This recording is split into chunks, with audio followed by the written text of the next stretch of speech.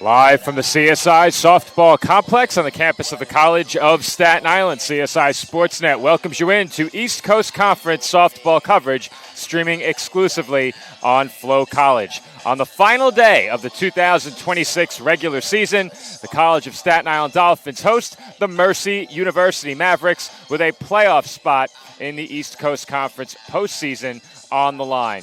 Good morning, everybody. My name is Joe Foreman, joined by Nicholas Bavona, and this is the McDonald's pregame show. McDonald's is our scoreboard sponsor here at the College of Staten Island, and they bring you our pregame coverage ahead of every CSI Dolphins home game. And Nick, for the final time this season, we welcome our audience into the McDonald's pregame show, and we find ourselves in very familiar territory. CSI softball taking the field with a chance to lock up a spot in the conference postseason on the season's final day. They do control their own destiny. However, they do not need a win today to get into the postseason. Tell us more about that. Yeah, Joe, it feels like deja vu just a little bit with the way that this season has come about. And you mentioned it, we are now down to the final day of the regular season. And we mentioned this yesterday in our baseball broadcast, but it's pretty much straightforward for this Dolphins team. You have 2 games today. You win either one of those games, you are in to your first ever Division II playoff appearance in the ECC. However, if CSI loses both games and Malloy goes on to win both of their games today against Deauville, then it will be Malloy that gets that last spot in the ECC standings. However, if the Dolphins lose both and Malloy loses at least one game, that will be just enough for CSI to still get into the playoffs. So there's a couple big scenarios for the Dolphins here today to get that last spot. You would tend to think, obviously, Joe, that they want to make sure that they control their own destiny by getting at least one of these 2 wins here in this doubleheader, especially with the Senior Day festivities coming up.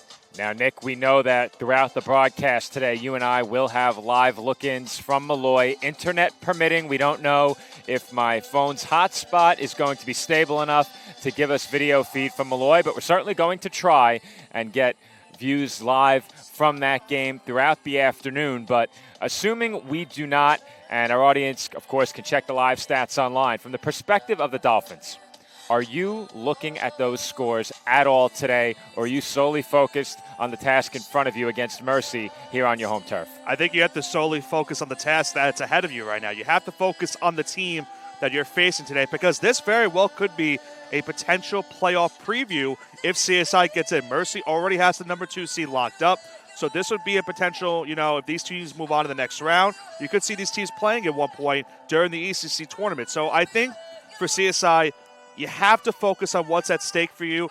Obviously, they might be asking around as this game goes on to see what the score is of that game between Malloy and Deauville, but you have to focus on what's currently at stake. You can't worry about what's going on the other side.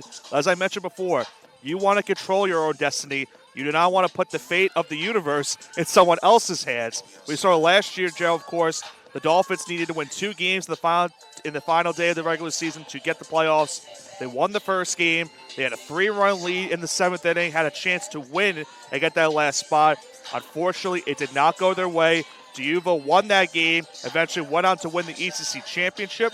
The Dolphins would like to have a Cinderella run like Deauville had just last season. And let's talk a bit about what softball did yesterday against St. Thomas Aquinas. The likely matchup in the first round of the playoffs is against Stack. I think that is essentially locked in at this point, Nick. You can check that and confirm, but that matchup is locked in. The Dolphins cannot catch the Saints now. Even if Deauville loses twice, they have the tiebreaker by virtue of 4 wins over CSI this year. So if the Dolphins do make the postseason, their opponent will be St. Thomas Aquinas College. The Spartans are 18-2. Against the ECC this year, 4-0 against the Dolphins. So and the number 2 team in the East region as well. They've been regionally ranked. It's been a tremendous year for them. And to my point, how concerning is it for the Dolphins going into the playoffs that they've hardly scored against Stack and that they've yet to pick up a win against them? I think if there's any, scenario that you're looking at is what happened last year. Stack looked like a team last year that was looking pretty much a clear-on favorite to win the championship. And Deauville pretty much shot down all those rumors after losing the first game on the first day. So I think if you're Staten Island, you look at it like this. If we get into the playoffs, we have to face this team. Even if we lose the first game of that playoff, we could still get it done. There's never, it's never over until it's finally over. So I think you have to look at what D'Youville did last season. If the Dolphins clinch that last spot, it is a bit concerning. They haven't scored, but if memory serves me correct, Joe, I think D'Youville was in the same spot last year that against Stack as well. I don't think they scored a run in all the games they played up until that playoff, and they eventually would go on to win. So it could be a very, very similar situation. If CSI clinches that last spot, they could be in the very exact same scenario that D'Youville was in last season. It should be a lot of fun to watch if the Dolphins do get there, and of course, if they make it, I will be there. Joe will be there with me. Perhaps, Nick, you decide to join us. We will see what the rest of the week brings. But for Mercy, this doubleheader really doesn't mean too much to them. Taking a look at the conference standings very quickly, Nick, on your screen, the Mavericks at 12-6 in the ECC have locked up the 2 seed. Right. They cannot move up. They cannot move down.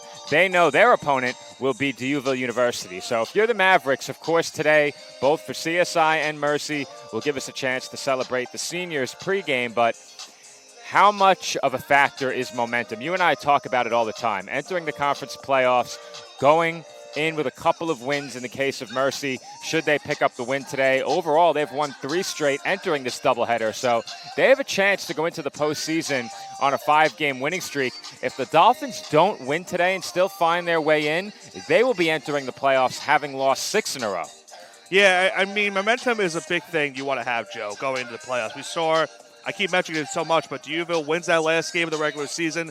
Even though they lost in the first round, they wanted to win the whole thing. That momentum really carried over them, even though they lost that first game. So, yes, a potential losing streak going into the playoffs could be detrimental to a team, but all it takes is one win, and maybe you could build something off of that.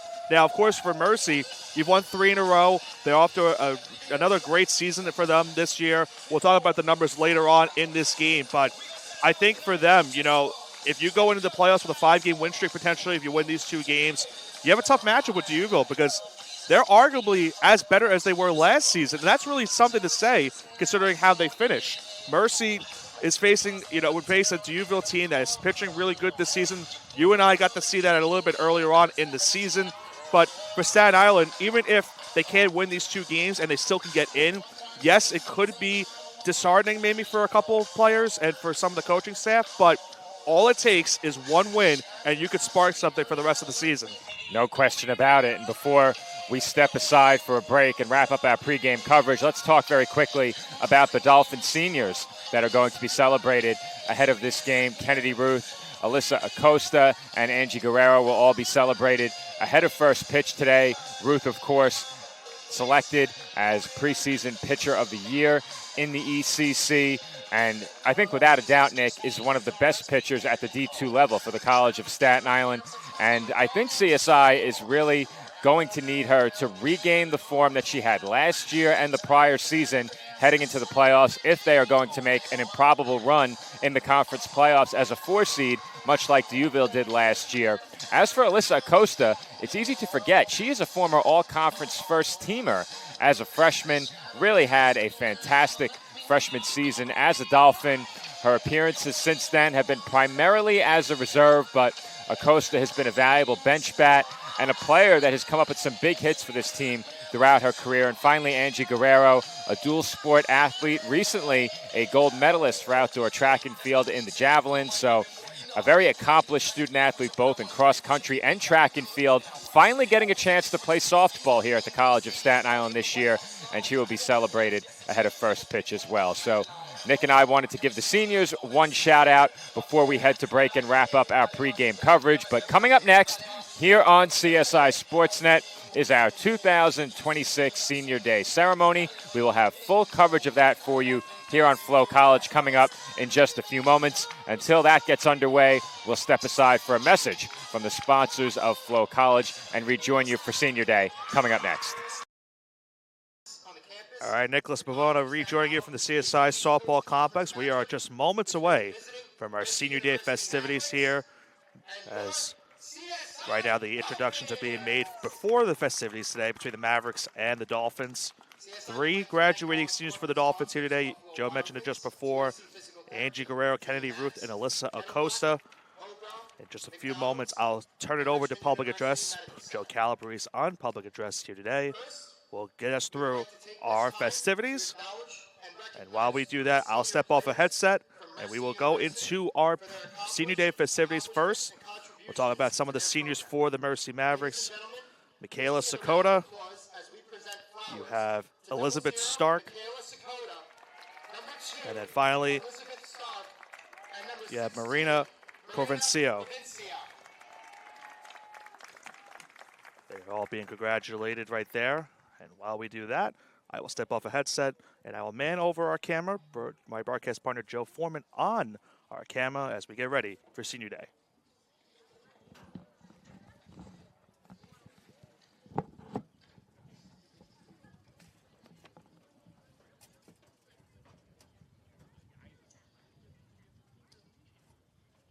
Next, we would like to recognize 3 seniors on their careers as members of the CSI softball program. Our first senior joined the program ahead of the 2026 season and quickly made her presence felt. From day one, she brought a high level of experience, commitment, and leadership that helped elevate the standard of the team. Her perspective as a championship caliber collegiate athlete has been invaluable for the Dolphins this year. Beyond her contributions on the field, she has excelled in the classroom and will graduate with a dual bachelor's degree in philosophy and biology. Her dedication to both academics and athletics reflects the discipline and drive she has consistently demonstrated throughout her time with the program. Ladies and gentlemen, our first senior, number 4, Angie Guerrero.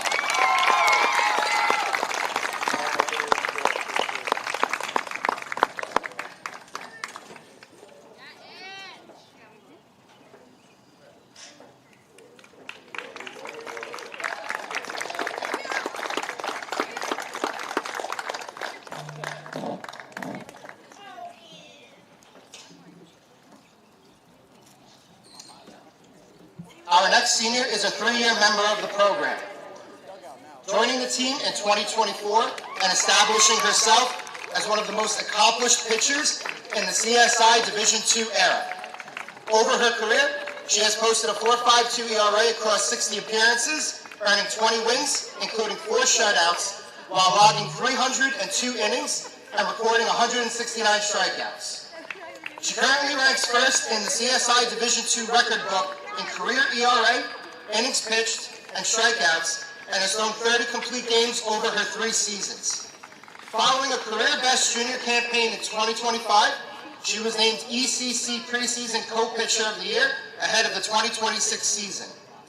She will graduate with a degree in art and a minor in psychology. Ladies and gentlemen, our second senior, number 1, Katie Rue.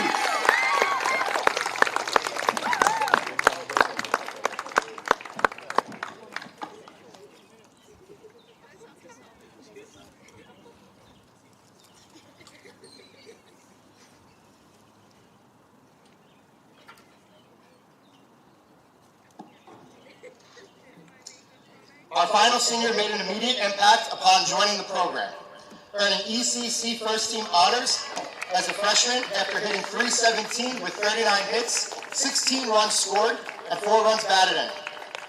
A four-year member of the team, she's been a consistent presence in the lineup, appearing in 98 games with 93 starts. Over her career, she holds a .257 batting average with 65 hits, 35 runs, and 15 RBI.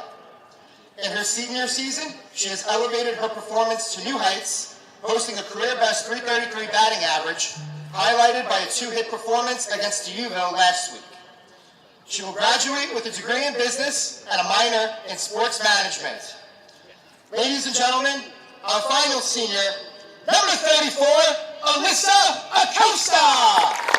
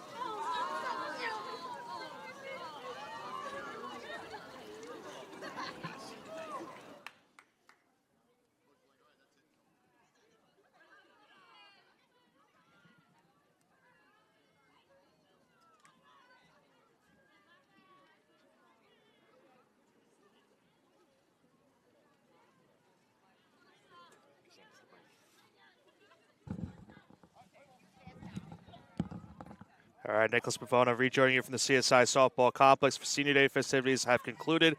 We're going to throw it to a quick commercial break here on Flow College. We'll be right back before first pitch between the Dolphins and the Mavericks in this big ECC doubleheader. Joe Foreman and Nicholas Pavona back with you from the CSI Softball Complex as we are about set to get underway in today's East Coast Conference doubleheader. The College of Staten Island Dolphins host the Mercy University Mavericks on Senior Day. And Nick, all of the Dolphin seniors are in the starting lineup. In the circle, Kennedy Ruth making what is likely to be her final regular season start as a Dolphin. Of course, CSI hoping that she makes at least maybe 2 more starts for them, perhaps 3 if they get to the postseason. Yeah, certainly, Joe. And you would love to give her that opportunity. We saw last year in that doubleheader, she pitched game 1, came in relief in game 2 to try to preserve the Dolphins' season. But she has a chance here today to get the Dolphins into the playoffs in the first game of this doubleheader. And, Joe, if she can do exactly what she did the last time you and I covered her start here at the softball complex, that's something that we'd love to see. 7 innings, 4 hits, no runs, 2 walks, 3 strikeouts. I mentioned at the end of that broadcast, that looked like the Kennedy Ruth we saw last season. If she could duplicate that here today, they'll give the Dolphins an opportunity to get a postseason berth. We said it during the pregame, Nick. If she can regain her form from last season or the year prior, the Dolphins are a completely different team entering the playoffs. And one last opportunity to do that in the regular season here this afternoon. First pitch comes about 15 minutes after our scheduled 12 p.m. start, and this is low and away for ball 1 to Emma Jackson. Jackson, the designated player, batting leadoff for the Mavericks. We'll get you the rest of their lineup very quickly following this next pitch as that misses outside. 2 through 9 for Mercy in the batting order. Murphy, Miller, Coluccio, Peroni, Fox, Ryer, Rady, and Momola.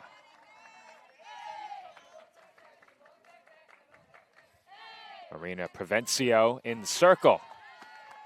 And we have a special guest. Now, why don't we have the other mixer? We could have given him a third headset. He should have said he was coming. He doesn't want to be on the headset. All right, Sam Whalen does not want to be on the headset on softball. He's here to support his teammate. He doesn't want to say flinch again. Yes, that's it to straightaway center and caught by Mylene Mendoza. That's too soon. Yeah, keep that man away from the netting behind home plate. We don't want him to have any unwanted bodily reactions. Allison Murphy at the plate. That is very odd. So I went to put our scoreboard on, and I don't know what this one is. There's some game going on with scoreboard because this is what popped up. All right, so you are on the wrong device. I was on this one before. That's wrong. You want this one. This one. Yeah, so there's another. Okay. So that is actually Mercy's scoreboard. Oh. So whatever Mercy had going on is what you had. Okay. The score said 17-1. I go, wait a second. That is way off. That might be a bit off. No, it's still not working. So I'll manually put it for now. All right, so what we're going to have to do, let's see. Not a big deal. Well, that's rather annoying. I know. Why would it be doing that if we're on the right device? Let me see. To the top one, maybe? No. Let's get rid of this. The only one we need is ours, which is that one.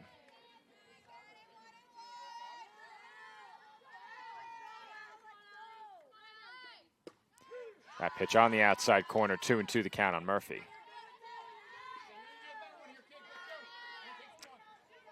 That is rather unusual, I must say. Yeah.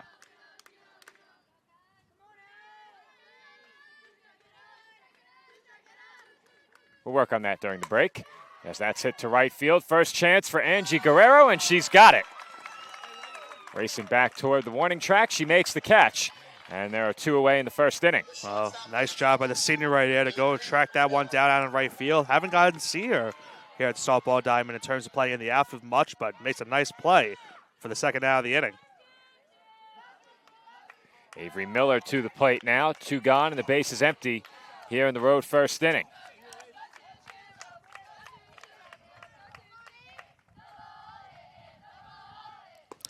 First pitch from Ruth in for a strike. Now, Stephanie just spoiled what happened in the Deauville game before I saw it in the bottom left corner. Okay. 2-run homer, Saints lead 2-0. Early lead for Deauville. Good news for the Dolphins. Coming out of each commercial break, we'll have picture-in-picture. That game is at Malloy, correct? Yes. Okay. Now I know how you feel when Lou spoils a baseball score for you. Well, we won't talk about that. Lou's kind enough to bring us along for some complimentary Yankee tickets Be there at Monday. the stadium on Monday. So I will not badmouth him until after Monday. Lou was on the crew today and was a bit under the weather this morning. We hope he's doing well. 2-1 the count on Miller. And Ruth finds the outside corner, 2-2. Ruth one pitch away from a clean first inning.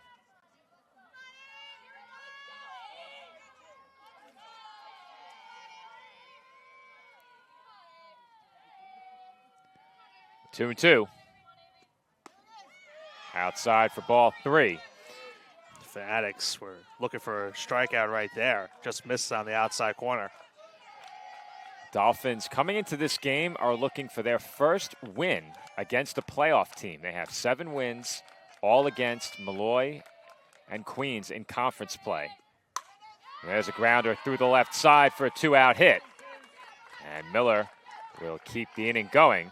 Juliana Coluccio coming to the plate. Third baseman, number 12, Juliana And Colucci. we get to that favorite part of the day, Joe, where Mav asks us if I have a question. Can he help with anything? Our good friend Mav on the Mercy website. Why is Danny not on our website? You know, that's a good point. We should be able to We ask sh- we Danny the should. Dolphin. We should.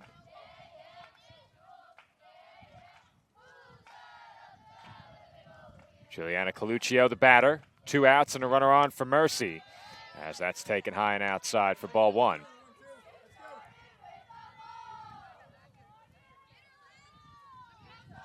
Miller drew some attention from Olivia Warner behind the plate over at first base. She's 14 for 14, so it makes sense.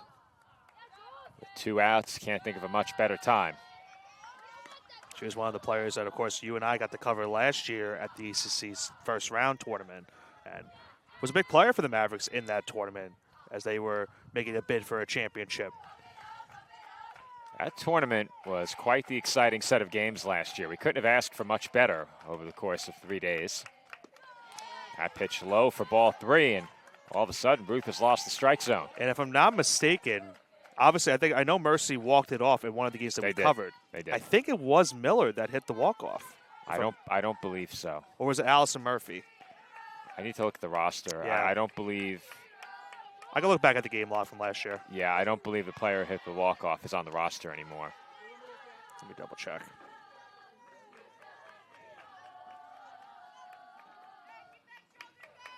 Yeah, I don't think so. You'll be able to tell me who it is in a moment. Salanto. So no. Yeah. Yep. Murphy did hit a home run, though, in that game. There's a grounder through the left side once again. And it's back-to-back ground ball singles for the Mavericks to keep the first inning going. And I think that's a little bit of a concern right there for the Dolphins now. With 2 outs, they give up back-to-back singles right there, given up by Ruth. So now you're in danger of the Mavericks taking advantage of getting the first run of this game in a pivotal game that you need. But we'll see if Ruth can get out of this situation. We saw her in a couple of games this season. She's been able to get out of certain situations like this. So a big spot here early in this game for the Dolphin senior. Madeline Peroni to the plate. 2 on, 2 outs. And 2 hits in the inning for Mercy. As Peroni looks at a strike, 0-1.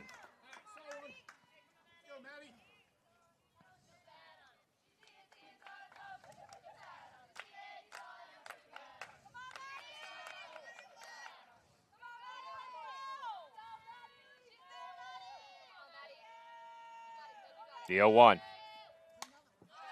Fouled back. How about that off-speed pitch right there from Ruth? You could see Peroni was early, lunging at it, got a piece, but the count goes to 0-2. There's 12 RBIs in the season. Would love to add to some right here. Do you think Ruth goes back to that off-speed or tries to get her to chase? I think you have to try one waste pitch. Whatever that pitch is, I don't expect it to be near the strike zone.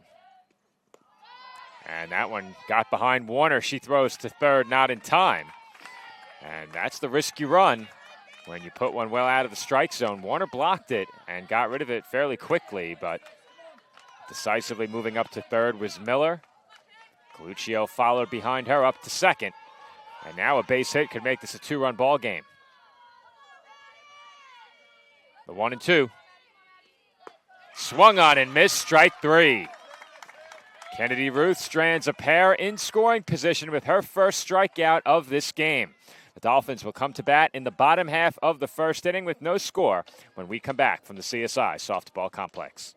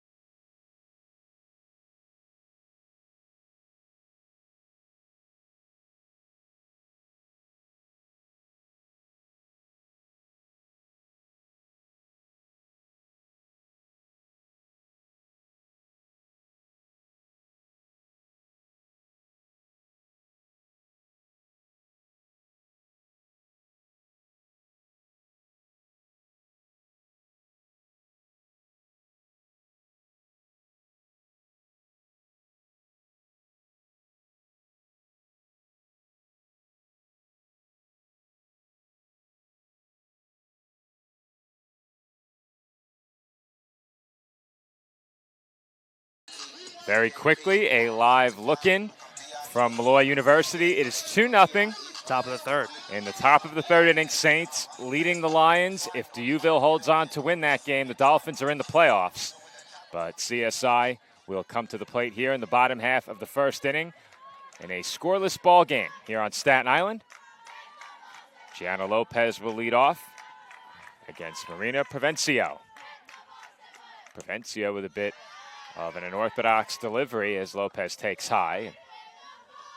A lot of moving parts in that pitching motion.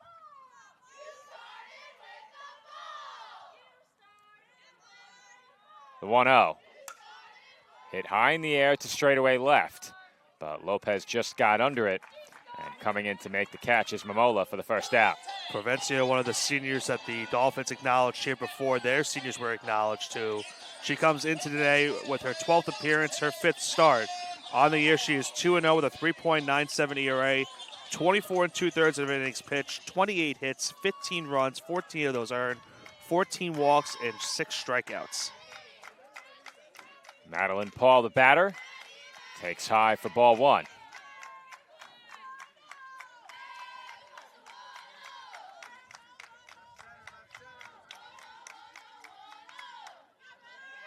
The 1-0. Hit in the air, out to center. And that is caught by Dylan Ryer. Very quickly, there are 2 away. And you notice on those last 2 at-bats, both pitches were a little bit on the inside, having to tie both hitters. And I think that's what Madeline Paul just told Warner on that play, where he might have to turn on it a little bit because she's throwing it a little bit on the inside. So we'll see what happens here with 2 gone. Warner has an untied left shoe here. Noticed that as she stepped into the box and Warner takes a strike. Don't see that very often. And they just told her. Yeah, she just realized. Home plate umpire, I think, realized it first. All sportsmanship here.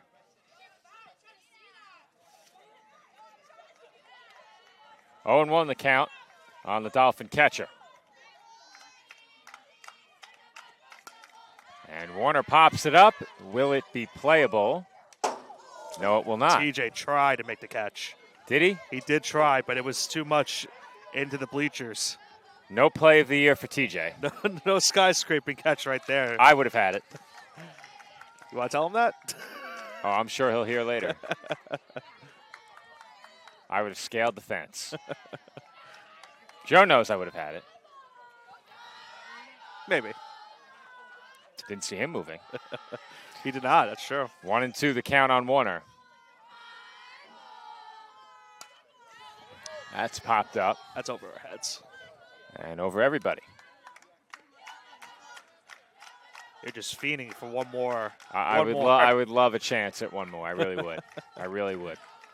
I felt like that opening day foul ball grab was something special. Now, is it diminished if I catch another? As that's hit to right center. It's up in the air for a long time, and Ryer had to go a long way to make the catch. 3 fly ball outs for the Dolphins in the bottom half of the first inning, and we are through 1 from the CSI softball complex with no score.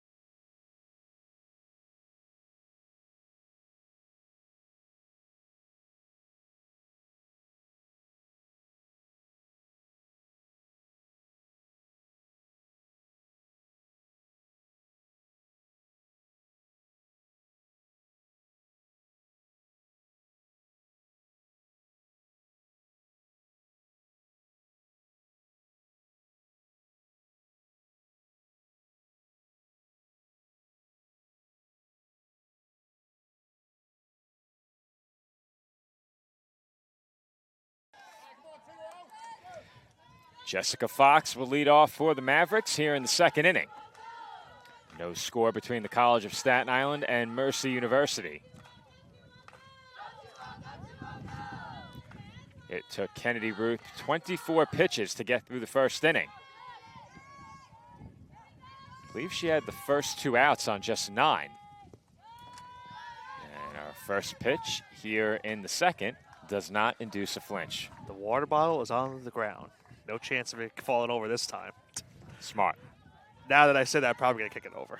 Well, if there's one thing we know for sure, it's that a softball won't be taking it down again. No. That net has a lot of give.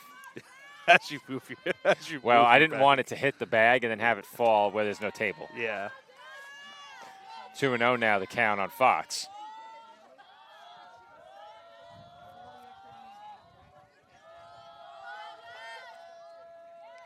(2-0). In for a strike, 2-1. Scoreboard working now? Yeah, we're good. The symbol just plugging it in, huh? Well, it was plugged in. It wasn't turned on. Oh, that's even worse. I'm inclined to agree. 2-1. Off-speed pitch, just missed. Yeah, you can see the Dolphins wanted that one. That was... It didn't look like it missed by that much. But that's easy to say from behind the plate. 3-1. In for a strike, 3-2.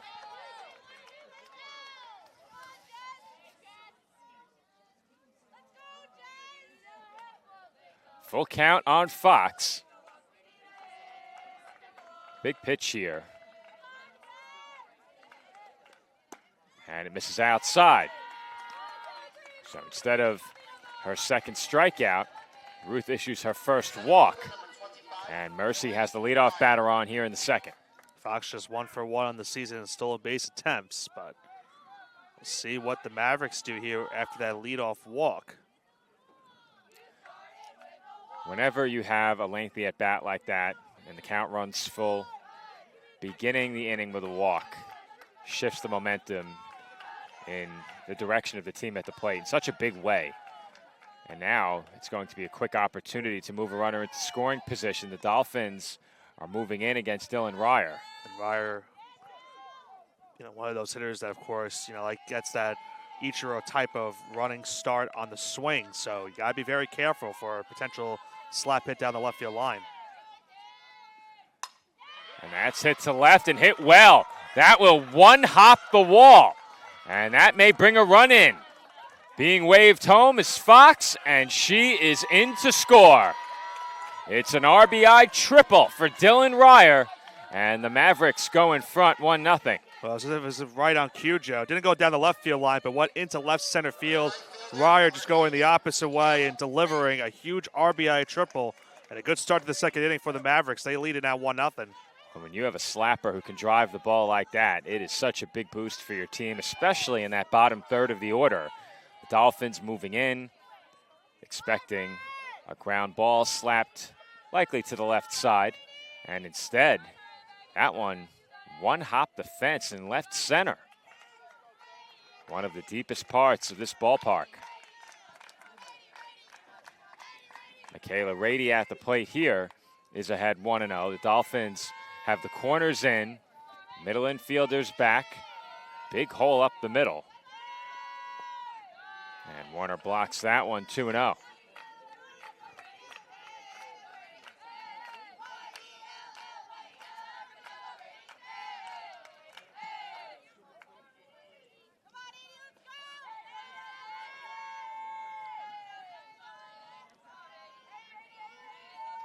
The 2-0. Not close, ball 3. Yeah, Ruth now in danger after giving up the leadoff walk, the RBI triple, now in danger of giving up another walk to the number 8 hitter in the lineup. Michaela Momola would be next, as that finds the inside corner for a strike, 3-1. And we saw Kennedy Ruth, of course, yesterday, Joe, get stacked. She only went 2 1/3 of an innings pitch, but she had to throw 71 pitches in that outing before getting taken out. 3-1. Taken low for ball 4.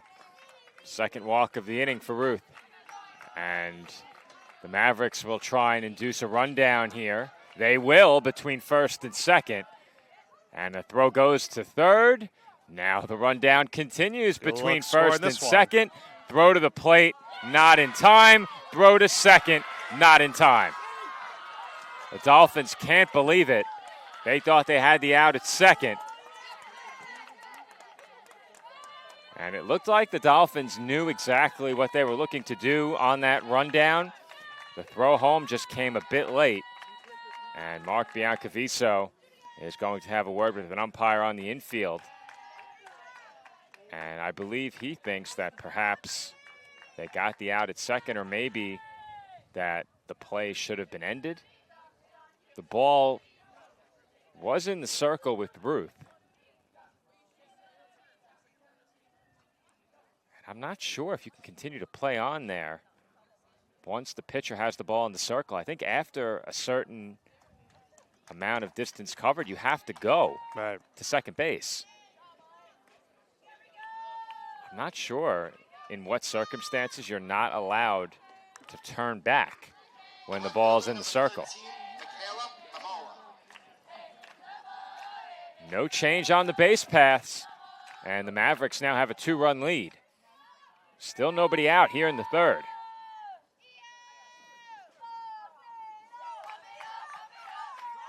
And look at this defensive alignment, Nick. Halfway between second and third was the runner, and getting back into second was Rady. And a look at that play over at second base. I thought she was in there, Nick. What do you think? Well, she had a little bit of an awkward bounce going to second base. I think that's why the Dolphins thought that was the out. They thought they got the tag as she was going down, but really tough to tell from this angle here. There's a bunt up the first base line and a collision as the tag was applied by Morris. Momola and Morris end up on the turf. Abby looks okay. And I think they said foul ball, Joe. They did. What? I thought the same thing.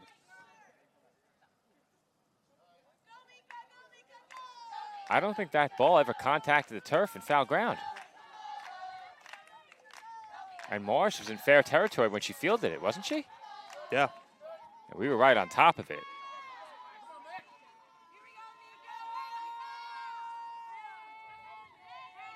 That's a fair ball. The ball never contacted the turf in foul ground as that's lined into the glove of Gianna Lopez. Soft liner off the bat of Momola goes for the first out of the inning, and I guess no harm done. That's where the ball's picked up. Now, the ball last bounced in fair territory. If you glove it in foul ground, is that a foul ball? Like, I didn't think so. I didn't think so either. There's a reason why when a bunt goes down the line and a team is looking for it to roll foul, they don't touch it until it goes foul. Is it really a softball broadcast where you and I are not perplexed? I guess not, you know. Very unusual play there. Emma Jackson, the batter now, leadoff hitter for the Mavericks, is 0 for 1. And the count evens 1 ball and 1 strike. Well, unfortunately, bad news for the Dolphins now, Joe. It's now tied between D'Youville and Malloy, 2-2. They are in the bottom of the third.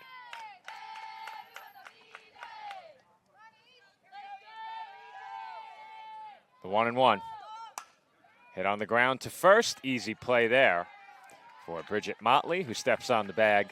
Over to third goes Rady. And there are now 2 away in the inning.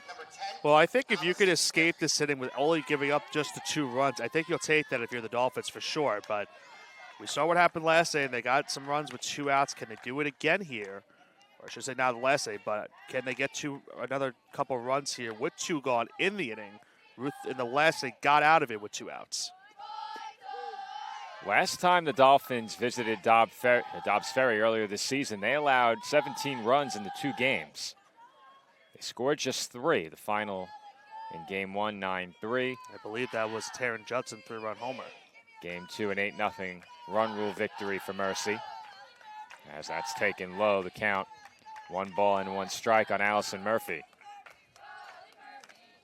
Murphy are arguably the most dangerous hitter in this lineup at the top, with a hitting .383 with 3 home runs and near 40 RBIs. You could very, as that's hit in the air, very easily make the case that Mavericks top 4 in their lineup, the best in the conference. But Murphy is retired there on the fly ball to left, and Kennedy Ruth limits the damage to just 2 runs in the second. We head to the bottom half of inning number 2. Mercy now leads Staten Island 2-0.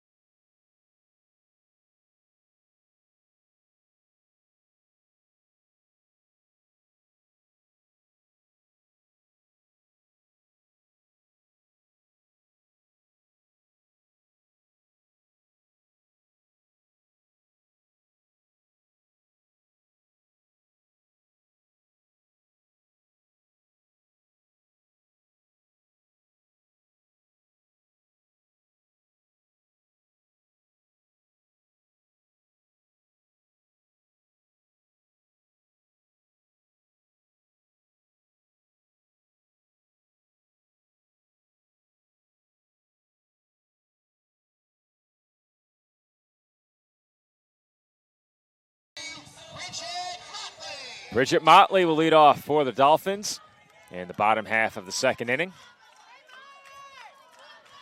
Her team now trails by 2. Marina Provencio back to the circle, and her first pitch is low in the turf for ball 1. When will they adopt the turf and that chant?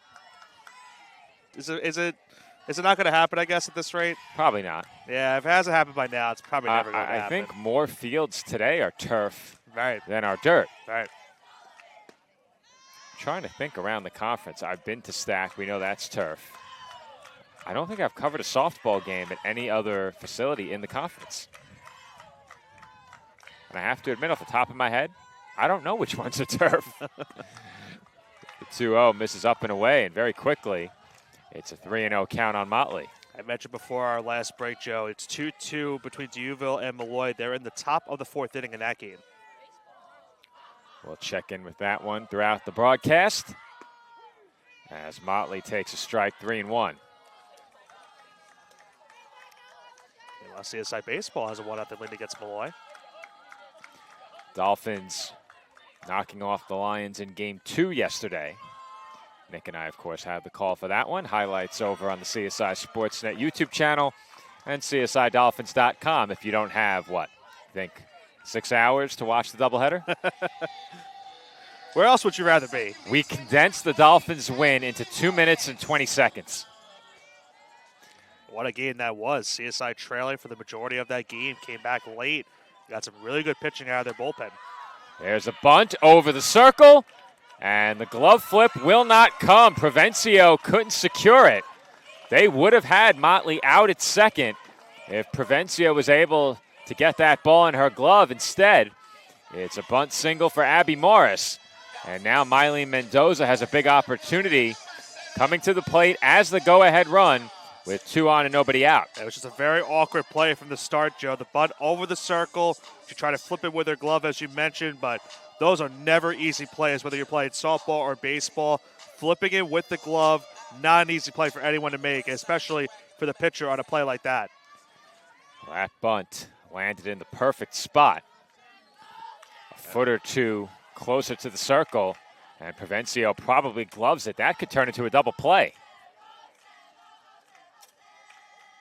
First pitch to Mendoza, and she bunts, but it goes foul. And you know Mendoza is a capable hitter with one swing to give CSI a 1-run lead with a home run. I don't think she's getting a chance to swing unless there's 2 strikes. Unless there's 2 strikes, yep. And that's bunted toward the circle and handled very easily by the third baseman, Coluccio. Throw behind Motley, and she's back in. Dolphins, with Kaylee Carey coming to the plate, now have 2 in scoring position. And this is setting up a potential big-time plate appearance for a couple of seniors as well. Behind Carey, Angie Guerrero and Alyssa Acosta due up for the Dolphins. Carey, of course, a part of one of the biggest CSI wins this season. A walk-off against Malloy, and that's a big one considering where the standings currently lie right now. Those two wins on that doubleheader, both walk-off wins, really crucial right now this late in the season. No question about it. You could argue Carey's walk-off hit was the biggest hit of the year for the Dolphins. And that's it deep to left. Did she get enough? Not quite. It's caught right at the fence. But that is deep enough to get a run home, and the Dolphins are on the board. It's a sacrifice fly for Kaylee Carey, and the Mercy lead is cut in half. It's 2-1 Mavericks. Well, that's all you could ask for. You want to at least get that run home. You and I always talk about it. Runner on third, 1 out. You got to find a way to bring home that runner. That's exactly what Carey did. Sacrifice fly now makes it a 2-1 game. 2 outs. We'll see if Angie Guerrero can do something here. First pitch on the way in for a strike, 0-1.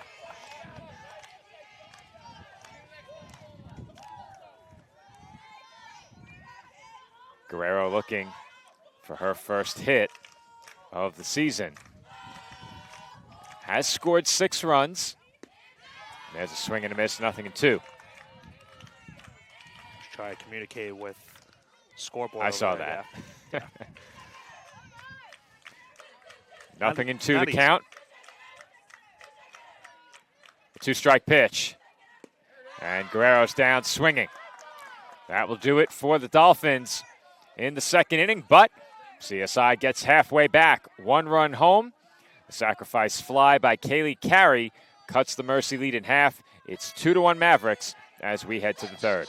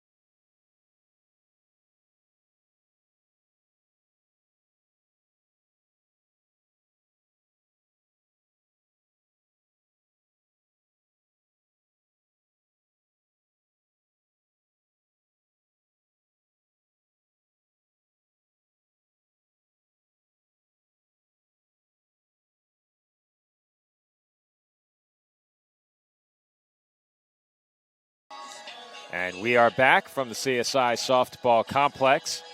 Dolphins halfway back. They trailed by 2. It's now 2-1 Mavericks entering the 3rd inning.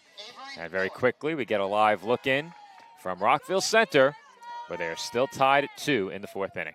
They go to the bottom of the 4th in that game. Saints had a chance to bring home the go-ahead run, but a strikeout ended that last half inning, and Malloy will have a chance to regain the lead. 3, 4, 5 due up for the Mavericks here in the 3rd. They struck for 2 runs against Kennedy Ruth in the previous inning. And there's a grounder to short. Carey handles, and very quickly throws out Miller. 1 away. 1 pitch, 1 out. That will bring up Juliana Coluccio. Coluccio 1 for 1.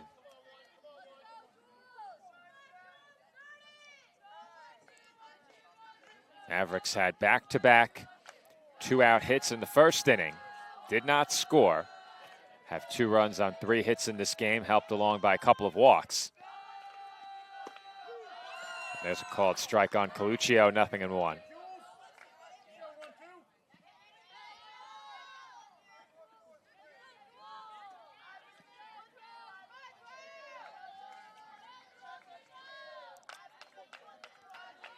The 0-1.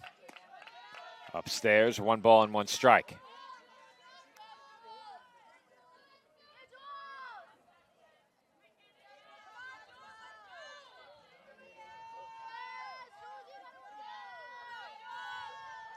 The 1-1.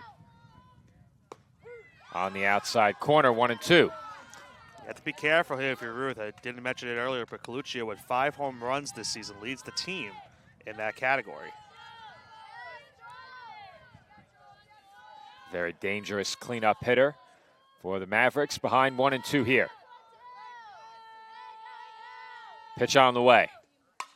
And that is ripped foul. Just as I mentioned, the power. You see it on full display. As long as it's a line drive that doesn't get anywhere near a light like we saw yesterday, we're good. Have to be careful over there on the roadway.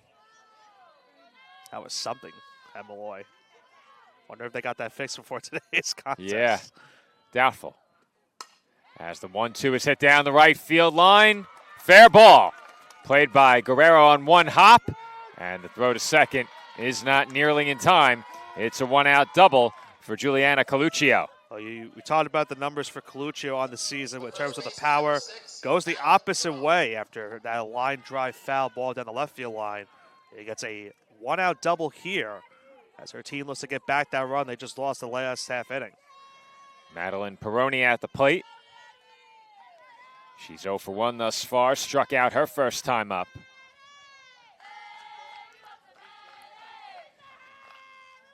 First pitch on the way. Off the outside corner, ball 1. And Nick, I think if you're the Dolphins here, having scored in the bottom half of the 2nd, it's big to escape this inning unscathed. Yeah, it's a huge spot here. Considering what's going on right now in Rockville, they need to get out of this situation here, keep it a 1-run game. The 1-0. Hit sharply and past the diving Lopez into left field. And have to watch out for that rundown again, Nick, as the Dolphins got the ball in. The Dolphins paying close attention to Peroni over at first base after that, but she rips that single into left field. Good job by Acosta getting very quickly to the cutoff man, but now danger looming for the Dolphins. You have to think Peroni might run here to try to induce the rundown, to try to potentially get that runner home from third. Well, the Mavericks absolutely stole a run by inducing that rundown following the walk. And you'd have to think, Nick, that they're going to try and use the running game to manufacture another run here. There's a chopper to third, fair ball. And Lopez either was not aware or elected not to make a throw. We're going to look at that again on replay, Nick. I thought they certainly had to play it first, if not second. Did the infield move to cover, or did Lopez just decide not to throw it? No, they had it. They were ready for a throw. But I'll tell you, Nick, looking at the first baseline, the runner was very far inside the line. Yeah. And that would have made the throw a bit more difficult. But they had to play it first. And now the bases are loaded with just one out. And you have Ryer at the plate, who's responsible for an RBI triple earlier in this game. This is a very big at-bat, a big moment in this game. Dolphins need a win to clinch a playoff spot, as that's in for a strike. And I think it's very important, if you're the Dolphins in this game, to get some length out of Kennedy Ruth. Yeah, no question. You had to go to Emma Powell yesterday in relief, and you would like to potentially have to use her, if anything, at one point if they need to. The 1-1, fouled away 1-2.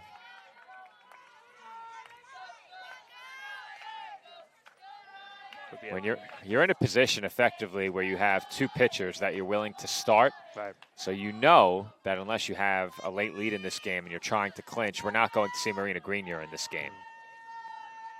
But in a Game 2 situation, if you had to go to a second pitcher,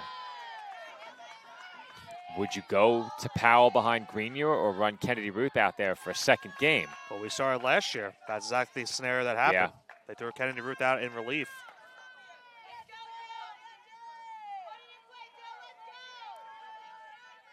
2-2, bounce to second, and it gets through Morris and into right field. They had the out at home if Morris handles that cleanly. Instead, it's going to go down as the first Dolphins error, and the third run comes in to score for the Mavericks. It's now 3-1. That's a tough one right there, because if fielded cleanly, they would have gone straight to home to get that runner out at the plate. But that's probably one of those, Joe, where you're looking to make the play before making before having the ball in the glove. And unfortunately, that was not to be for the Dolphins right there. A costly error gives Mercy back that run they lost the last half inning. I think that's one of those moments, Nick, where you just rush it as an infielder. First pitch to Michaela Rady in for a strike. Rady walked her first time up and has a chance to potentially break this game open with an extra base hit.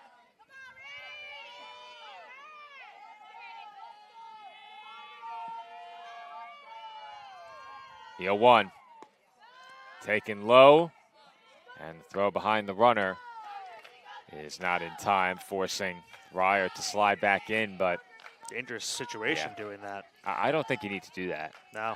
Bases loaded. I don't think the runners are going anywhere. You also risk the danger of a bad throw going into right field. The 1-1, grounded foul. And again, Ruth gets ahead. 1-2, a strikeout in this spot would be massive. You got to find a way, Joe, especially with the bottom half of this lineup. You got to find a way to get out of it.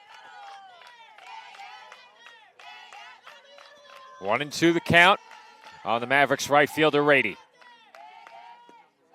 And she held up. And you saw it on that play. Warner was setting up on the outside corner. The ball ran inside. She had to go back onto the inside just to catch it. Count even at 2 now. Pitch on the way. And that is crushed foul. Hold your breath moment right there on that type of a swing.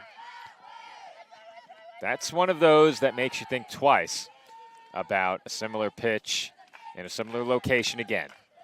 Got an update, by the way, as well in Rockville. It's now 3-2 Malloy going into the top of the fifth.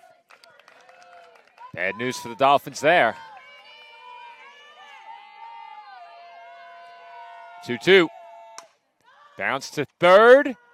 Foul ball. Another close play down the third base line. Now, is that one that you want to be fair if you're the Dolphins? I think they had the out at home. They definitely would have had the chance at least of the out Yeah, at the plate. But that's a very unorthodox play for a third baseman. And If anyone can handle it, it's Lopez. And Lopez had the angle, worst case scenario. She did. She's been so good defensively this year as well. Another 2-2.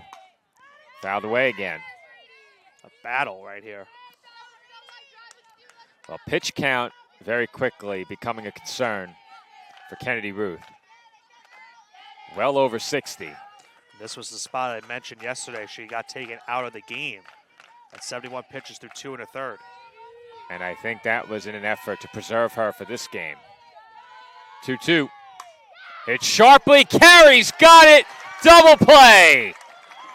A rocket shot off the bat of Rady goes straight into the glove of Kaylee Carey, and the lead runner, Peroni, is doubled off third. Just like that, Kennedy Ruth escapes a big-time bases-loaded jam, and we head to the home third with the Dolphins trailing 3-1.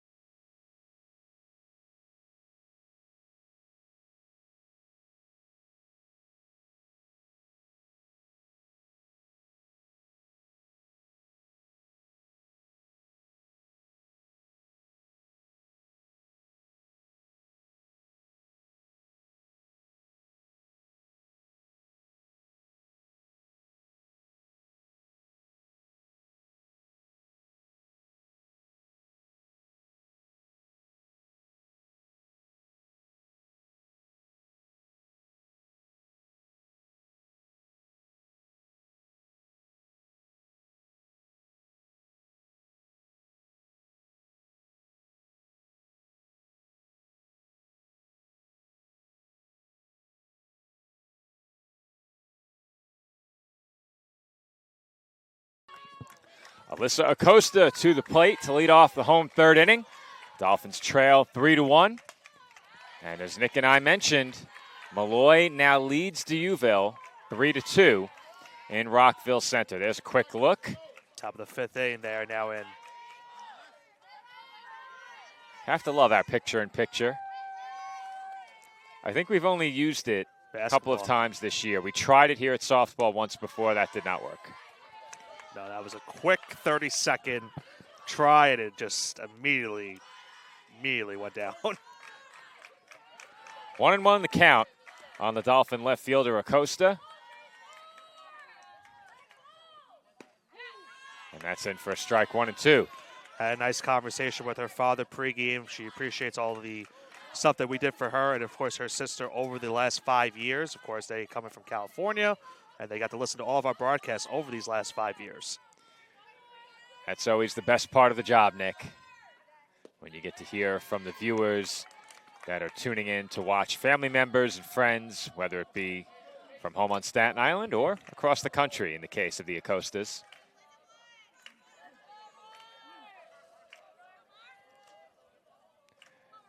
Two-two. Sent foul. And we know Alyssa, of course, one of those slap hitters that we saw earlier with Ryer. Okay, head into left field, and boy, would they love a leadoff single to get it back to the top of the lineup here to start this bottom of the third. Count even at 2. This is a situation where a base hit is as good as a walk. And that's a lifted foul out of play and into the Dolphin bullpen.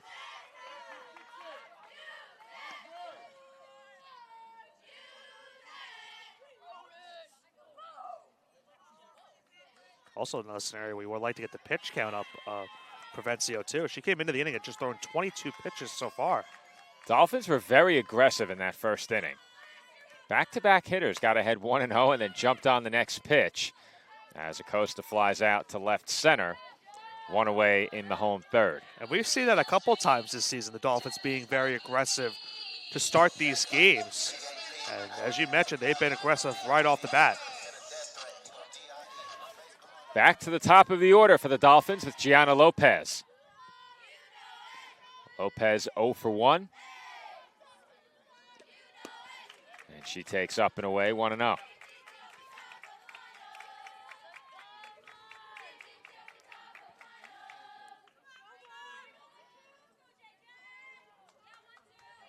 1-0. Upstairs, 2-0.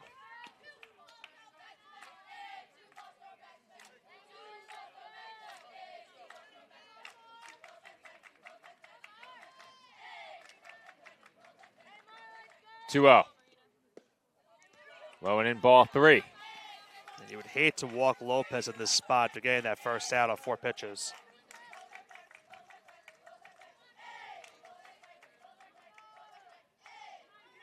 Walk brings the tying run to the plate. And there is ball 4. Yeah, 4 in a row right there. That's going to lead to a conference in the circle, as Madeline Paul now represents the tying run. Well, if you're the Dolphins, you'd love to get some traffic for the middle of the lineup. Kaylee Carey very nearly delivered a 3-run homer with 2 on base, but when the Dolphins put 2 on, they had 7, 8, 9 coming up. Speaking of 2 on, the Saints have 2 on with 1 out in the 5th, threatening to regain their lead. We'll check in on that game once we have a break in the action. Perhaps at the end of this half inning, in lieu of a commercial break, we can look in and walk our viewers through what's happening. If any score happens before that, Joe, if you want me to give the update, I'll give the update. Sounds good. That one's popped up and caught in medium center field by Ryer. Back to first goes Lopez, and there are 2 outs in the home third.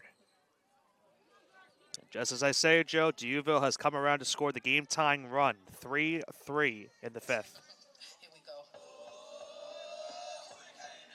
Olivia Warner coming to the plate here on Staten Island. What's the base runner situation there? Runner on third, it looks like, with 2 outs. Or runner on second, excuse me, with 2 outs. And Olivia Warner hits one high in the air, shallow center. Make that left. And it's dropped! That ball was hit a mile high. I lost it on the way down. And you saw, Joe, that there was a little bit of almost a collision out in left center between Miller on that play and then the shortstop. And Mamola had to go down, and because of her falling down, that prevented the catch from being made by Miller. And it looks like we're going to get a pinch runner for Warner over at first. She represents the tying run. Jalen Martinez will come in to run for the Dolphins. And to the plate comes Bridget Motley with a chance to perhaps give the Dolphins the lead if she could find a gap in the outfield. Motley also in that doubleheader I mentioned earlier against Malloy, she had arguably one of the biggest hits of the season. Had that game-tying RBI hit in extra innings to keep that game going, and the Dolphins eventually would walk it off on that carry single I mentioned earlier. Dolphins have just 1 hit in this game as the first pitch to Motley misses high. They're now going to the bottom of the 5th inning. Tie game. The 1-0. Hit to shallow right, but underneath it is Rady to make the catch, and Motley is retired quickly to end the Dolphins' threat in the 3rd. Dolphins leave 2 on base, and we head to the 4th. Mercy leading Staten Island 3-1.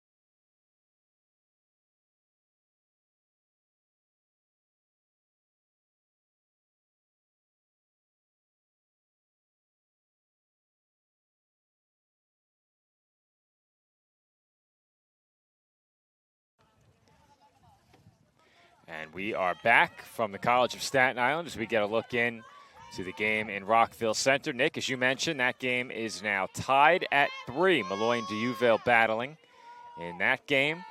The Lions' playoff hopes on the line. They need to sweep that doubleheader and need the Dolphins to get swept by Mercy in order to reach the postseason, as that one is slapped foul by Michaela Momola.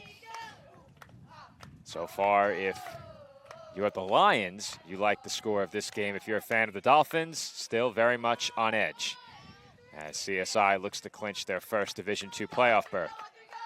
Well, you're trying to avoid a third straight season where the season comes down to the very final game. That one runs inside, and Momola did not go.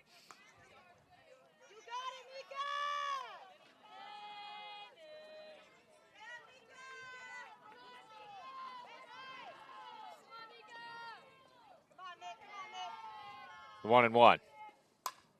Bounce to short. Carrie's got it, and her throw is in time. Momola retired for the first out of the 4th inning. Designated player number 3, Emma Jackson.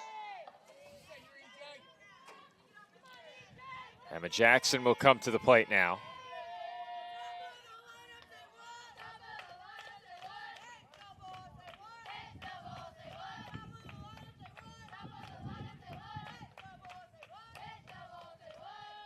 First pitch in there for a strike, 0-1. Jackson 0 for 2 at the plate thus far. Mavericks with 6 hits. Just one player with multiple hits. That's Juliana Coluccio. The 0-1. Blocked by Warner, 1 ball, 1 strike. Dolphins still stuck on just 1 hit, but they've had traffic on the bases. Very easily could find themselves even in this game, and if it were not for that rundown induced by Mercy between first and second, perhaps this could be a 2-1 ball game as Carey gets another chance and another assist on the infield. Jackson retired 6-3, and there are 2 away. We saw yesterday Brandon Bardock had 3 straight assists in 1 inning of that doubleheader. Will Carey get a 3rd opportunity? We will find out shortly. Allison Murphy at the plate. Now, is it the same if it takes more than 3 batters to get out of the inning? Not this time. Moot point. Lopez with the assist on that one, as Murphy is retired on just 1 pitch, and it's a very efficient 1-2-3 inning for Kennedy Ruth. Her team comes right back to the plate, still trailing 3-1 in the bottom of the 4th.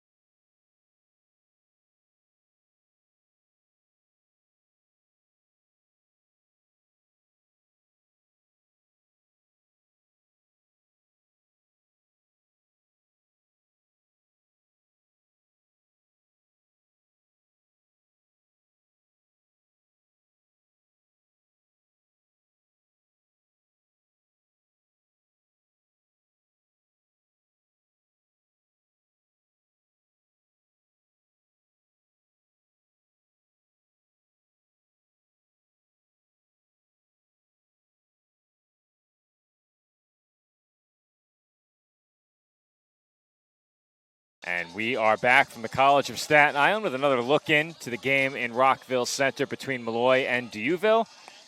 Nick, you can see the monitor. I cannot. It's 3-3 going into the 6th. The Lions were threatening in the last half inning, but the Saints got out of the damage. They keep it tied, and that game is starting to get very, very interesting now going into the 6th inning. We will have our eye on that matchup throughout the remainder of this one between the Dolphins and the Mavericks. CSI trailing here on Staten Island, 3-1. And Abby Morris will come to the plate to lead off the home fourth inning. And if you're a Malloy fan, you got to be thinking to yourself, how many more extra inning games potentially we're going to have to try this season? How many innings will we need to play? That game very, very close to getting to extras. Dolphins can't be concerned with that game, as the Mavericks have made a pitching change here. It's a southpaw we got on the circle. Maya Morelli, the left-hander, into the game for the Mavericks. Nick, you'll have her numbers momentarily. Don't very often see a southpaw. That one's hit to shallow right, down for a hit, bounce. And it gets by Rady and all the way to the wall.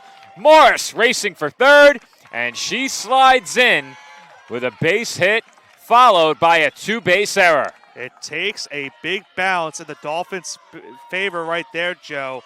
Morris goes all the way over to third base. Tying run again at the plate of Mendoza, but man, the Dolphins' prayers being answered with that bounce right there.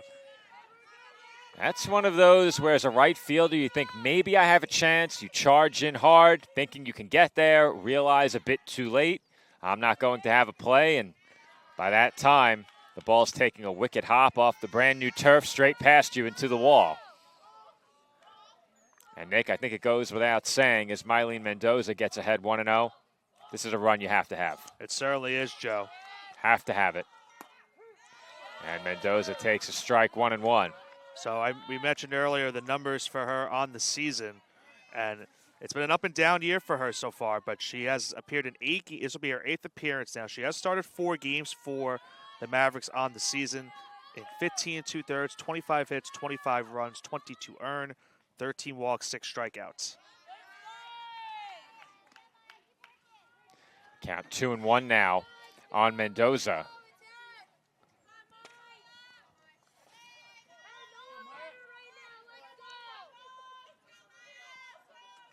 Hey, 2-1. And Mendoza was about to show bunt, but takes way out of the zone.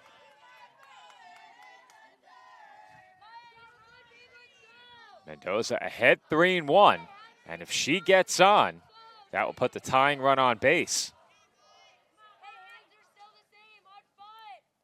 3-1, chased out of the zone. Mendoza did get a piece, but it's 3-2. Well, she chased, but there was a reason why she chased, Joe. She saw that one chest high. She wanted a home run on that swing. Count now full. This is a massive pitch coming from Morelli. The payoff. Just missed, ball 4. And you mentioned it. It just missed on that outside corner. Just missed, Nick.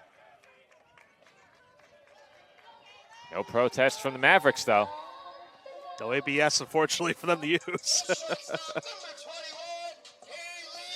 You know, I heard for the first time last night the perspective of a broadcaster who hated OBS. Didn't mean to cut you off. We have an update. D'Youville has taken the lead 4-3. Top 7? Top of the 6th. Top of the 6th. But go ahead to your... For the first time last night, I'm trying to remember what game. I believe it was the Guardians and Athletics game. The commentators were talking about the implementation of ABS. This was the Athletics broadcast? That's a good question. I don't know. I have MLB TV. I was interested in the Guardians broadcast, but it defaults to the home broadcast. I don't know which one I had. As Mendoza takes off, and the ball gets away! Mendoza headed for third. The run is in to score, and Mendoza slides in safely. Well, there it is, Nick. The rundown between first and second. I thought the Mavericks might concede the run for the out, and they did not. Yeah, I was very surprised they threw it towards second base, and it's a costly one. No, Nick, I thought they would throw through. Take the out and let the run come in, but they did not. And they paid for it. Carry, bunts. Inside squeeze. Mendoza in, and the Dolphins have tied the game. Wow. The Dolphins playing small ball, forcing Mercy to make plays. The error affords Mendoza third. Carey wastes no time laying down a great bunt, and we're all tied at 3. And how many times have we seen that this season? A couple times this year we've seen, as I get that replay, can't fix it on that one, but we've seen the Dolphins a couple times with suicide squeezes before on the year. I talked about that doubleheader against Malloy. They did it in that one. They do it again here, and they've knotted up the score at 3. The Mavericks talking things over in the circle, break up that conversation with Angie Guerrero coming to the plate.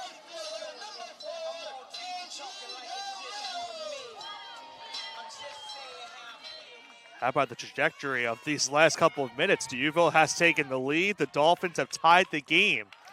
If you're the Dolphins, I don't think there's any way you're looking at that score right now, but it's much better to get in by virtue of a win. Right. You do not want to get in having lost 6 straight, needing help from another team to knock off the Lions. Guerrero ahead, 1-0, takes a ball, 2-0.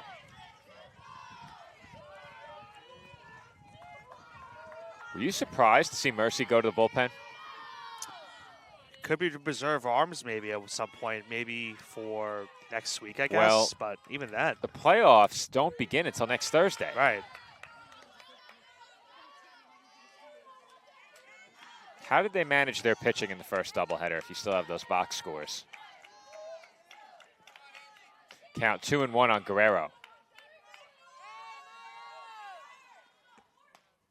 That's fouled straight back, 2-2. And you're talking about the first doubleheader that they had against us. The first doubleheader against CSI. How did they manage the pitching there? So Sakota went the full distance in game 1. And that I game presume was 5 innings was one pitcher again. Yeah. And keep in mind, we didn't see either Sakota or I think that was McSweeney, they said. Yeah, McSweeney was the second game starter, so they did not go to either of them in this spot. And keep in mind, Joe, they don't necessarily have to go to their top 2 stars. They already have the number 2 seed locked up. This game means nothing to the Mavericks. Right. They can't move up. They can't move down. This could just be getting those arms loosened up and getting ready for spots next week. Yeah, it could be. Get them some action against live batters. Guerrero's still battling, putting together a good at-bat here.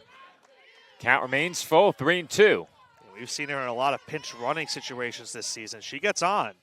Could be a dangerous runner over at first base. No question about it.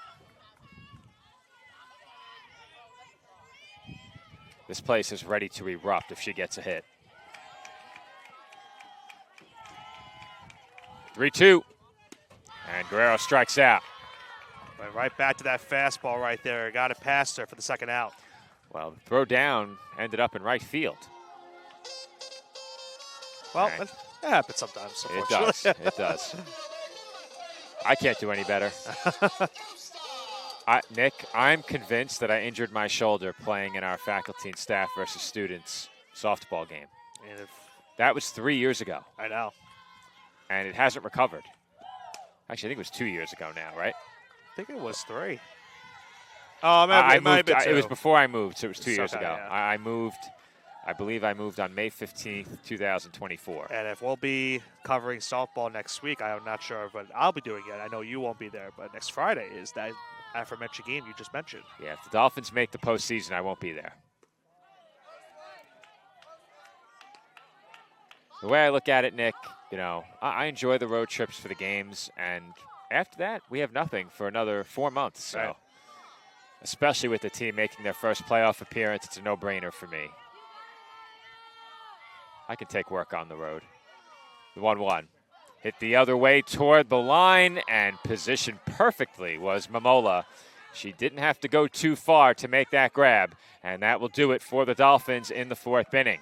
However, CSI strikes for 2 runs. They needed just 1 base hit to make it happen, and we are even at 3, headed to the 5th inning on Staten Island.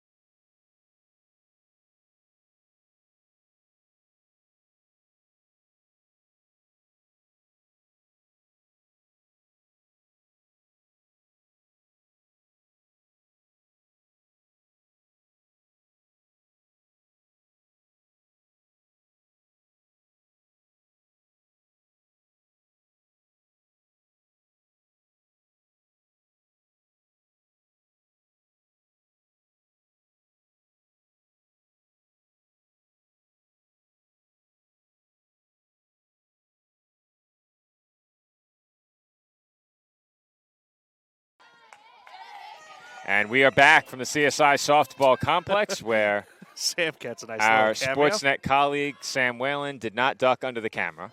He should know better. Avery Miller at the plate, takes a strike, 0-1. Poetic timing, honestly. Well, Sam needed a parking arrangement for a flight out from Newark Airport, and wouldn't you know it, Nick, I live at a train station that takes you straight to Newark Airport in a complex with a very large parking lot. Right.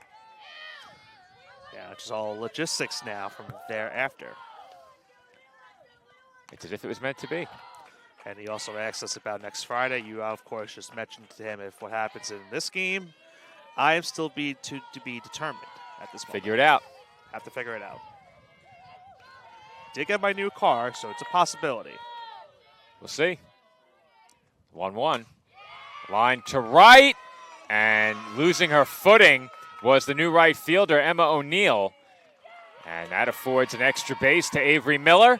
She's on with what probably would go down as a leadoff single and an error. Yeah, she lost her footing out in right field. Yeah. I think you have to give an error there, Nick. Yeah. Leadoff hit and an error on the Dolphins. I promised Stephanie I wasn't going to make a comment about it. I know. We're going to have a conversation between games about this. That's all I'll say. I know. Also, another scoring update. It is now 5-3 Saints. They are still in the top of the sixth inning. First and third, 2 outs. And that is ripped into left field for another Mavericks base hit. And very quickly, Mercy has runners on the corners, and they are going to make the Dolphins think about it at least over at first base. Third hit of the game for Juliana Coluccio. She's 3 for 3. And she's 9 for 12 on the season in stolen base attempts, so you tend to think at some point she's probably going to run towards second. 8 hits in the game for Mercy. The Dolphins have just 2. Yet for now, we remain even at 3. Dolphins playing the middle infield back here. And Warner has it get by. And the Dolphins will not have a play at home. Throw to third will force the trailing runner Coluccio back to second. Miller in with the 4th Mavericks run, and Mercy goes right back in front, 4-3. Yeah, costly wild pitch right there after allowing those first 2 base runners. Sometimes this backstop here at CSI can be hurtful for either team, and unfortunately for the Dolphins, it hurts them right there. It's now 4-3. It seems to me, Nick, like the padding just kills the ball. It doesn't bounce off the padding. The net has that spring and that give, so any foul ball off the netting rebounds right to the catcher. But it's not often you see a wild pitch up into the netting. I think the netting is just too far behind the plate to get a wild pitch straight into it like that. The 1-1 runs inside and catches the corner. Peroni now behind 1-2. That took me by surprise, Nick. Certainly did. How about you? Yeah, just a bit. Just a bit? Just a bit. It's also looking towards second base for Coluccio because she was giving some happy feet, if you want to call it, over at second. Well, happy feet give defenses fits. 1-2. Off the outside corner, Warner thought about a throw. They now go to the bottom of the 6th inning, way down to their final 6 outs. So we very well could potentially have the final of that game and determine the Dolphins' fate. Count 2-2 here on Peroni. And that's fouled off into the right field corner, out of play.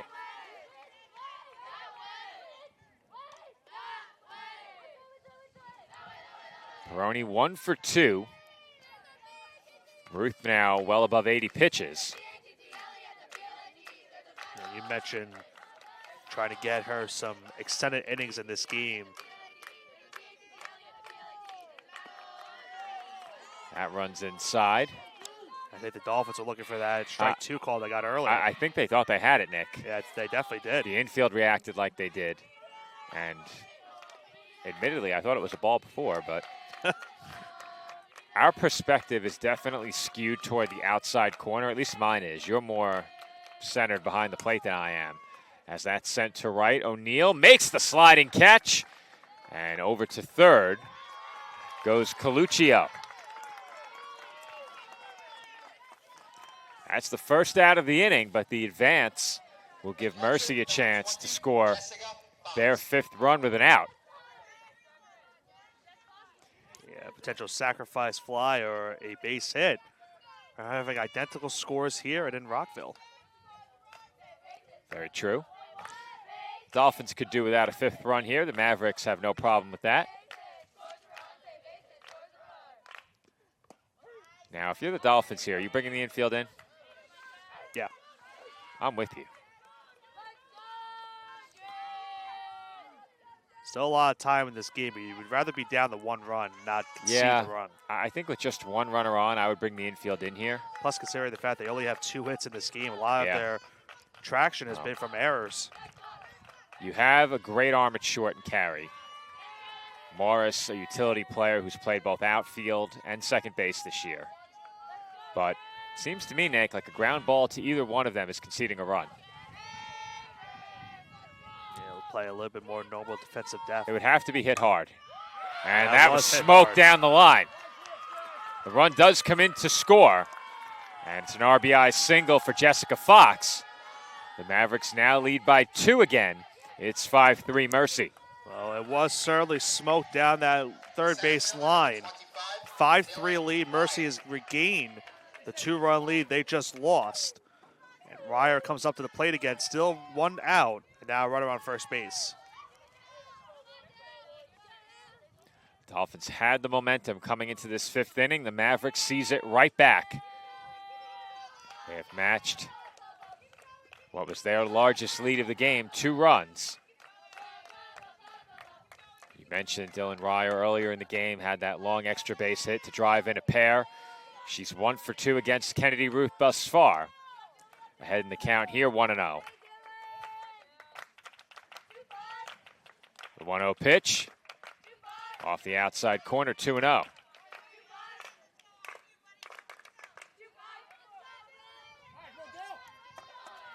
Ruth now over 90 pitches in this game at 91.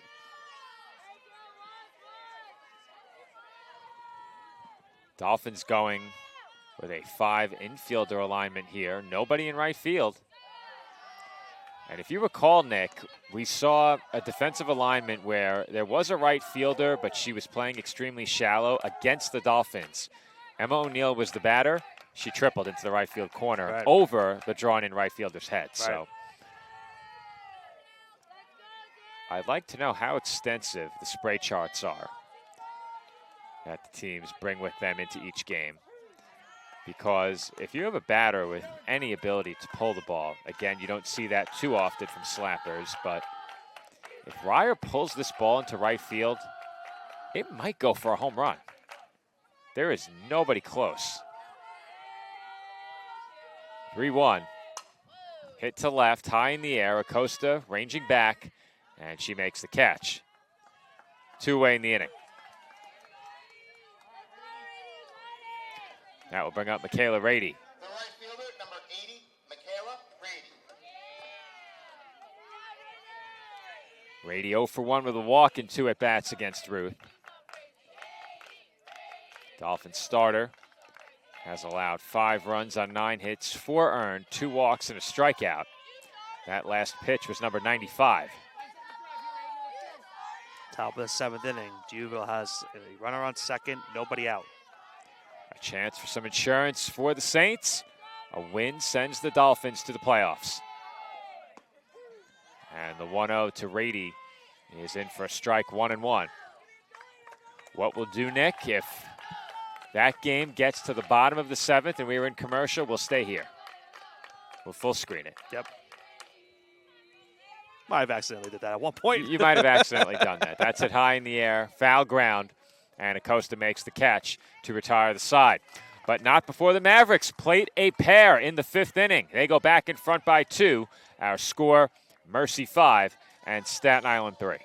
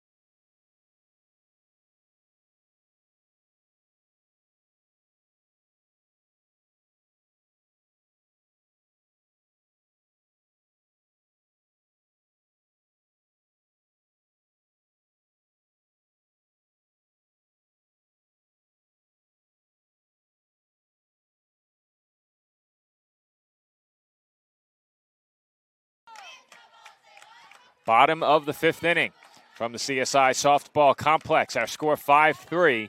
Mavericks over the Dolphins. And Nick, as you mentioned, they have moved on to the 7th inning in Rockville Center. I'll throw it quickly up on the screen right there. It is 1st and 2nd, nobody out for the Saints as they lead that game 5-3. Chance for Duville to add some insurance in that game as Gianna Lopez pops this one up on the infield. Easy play at second for Murphy, and there's quickly one away. Madeline Paul will be the batter. Paul 0 for 2. Both Dolphin hits in this game belong to Abby Morris. No other Dolphin has recorded a hit yet. First pitch on the way to Paul, and it's a breaking ball in for a strike. That one seemingly took forever to arrive.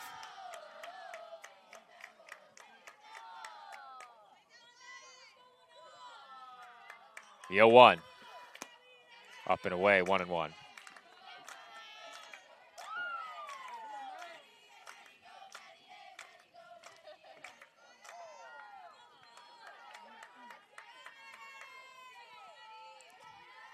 The 1-1. Hit in the air. Foul territory. And a sliding grab from the other side by Rady.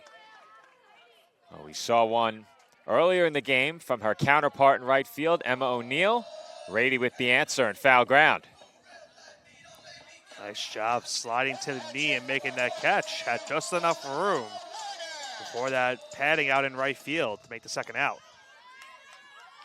2 quick outs in the inning for Maya Morelli and the Mavericks. Ooh. There's another slow breaking ball. Almost looked like an Ephus pitch, kind of. That one came in very slowly. We'll have to have a radar gun to see what the miles per hour was on that one. There's a grounder to short.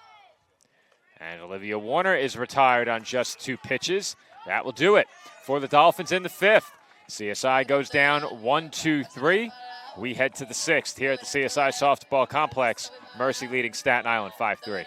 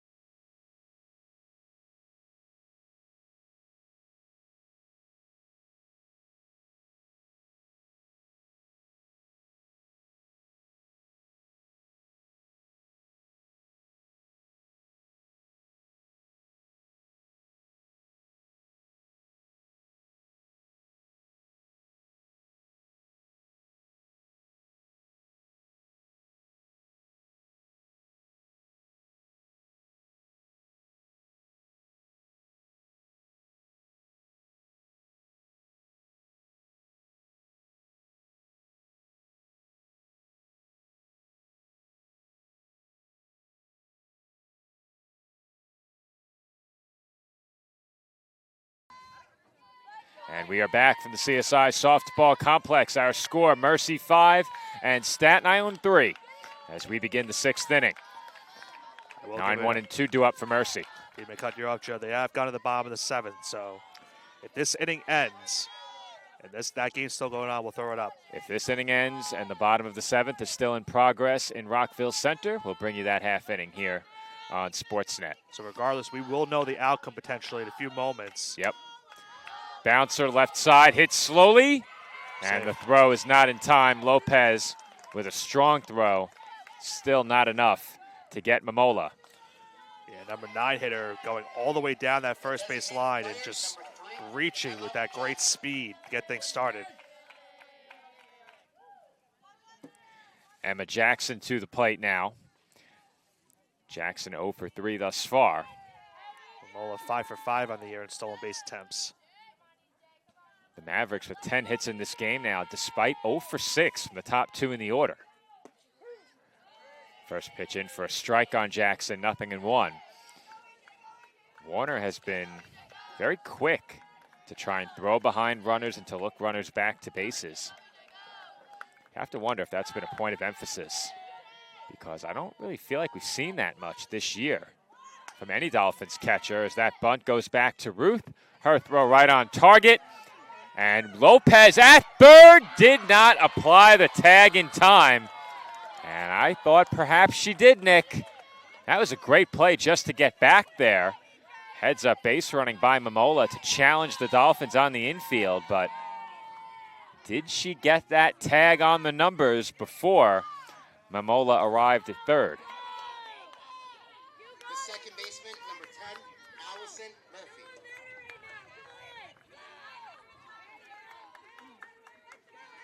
I don't know if she I'll did. tell you, Nick, her foot didn't touch third. If the tag was applied, she was out. Was the tag applied is the question. Yeah, I don't know. I don't know. Based on the reaction of Lopez, I thought she did. It was an awkward slide because Momola was trying to avoid the tag. I don't think she got the tag on, though. Okay. I'll show it again in a second. Yeah, if the tag was applied, she was out. Otherwise, the point is moot. The way Lopez reacted, it's as if she thought she tagged her.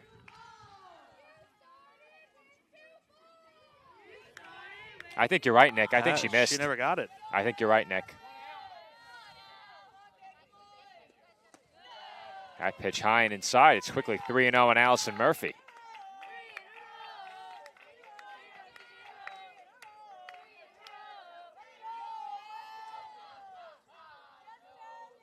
Murphy looking to reach for the first time. And she takes a strike on the inside corner, 3-1.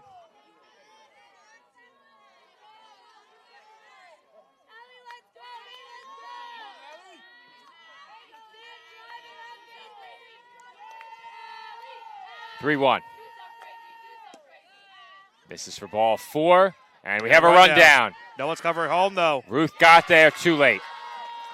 Warner chased Momola up the line. Ruth arrived at the plate just a bit late, and Momola is in to score. Second time the Mavericks have generated a run by inducing a rundown after a walk. Yeah, their base running has been tremendous in this game, Joe. They get another run via the base pass without even having to get contact on that play. And they now lead at 6-3. That will bring up Avery Miller. Meanwhile, they got some high drama going on in Rockville. Give it up second. Is first and second, one out. Malloy has the winning run at the plate. Big time moment in that game. If this inning ends and that inning is still going on, we will send it to Rockville Center live. But you'll have to deal with audio from Nick and I. We don't have the live audio. But we probably could get it. Yeah, but why wouldn't you want to listen to us? You're a bit biased, as am I, and I'm inclined to agree with you. You've said that on a couple of occasions. I'm sure I have. I've said much worse. I've said much worse. I'm nothing if not modest, right, Nick? That's true. The 1-1. Bounced foul. Look out. Bit of hacky sack there from the home plate umpire.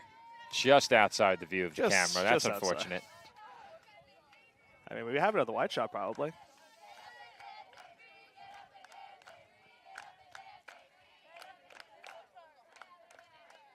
The 1-2. Up and away. Kennedy Ruth looking for a second strikeout.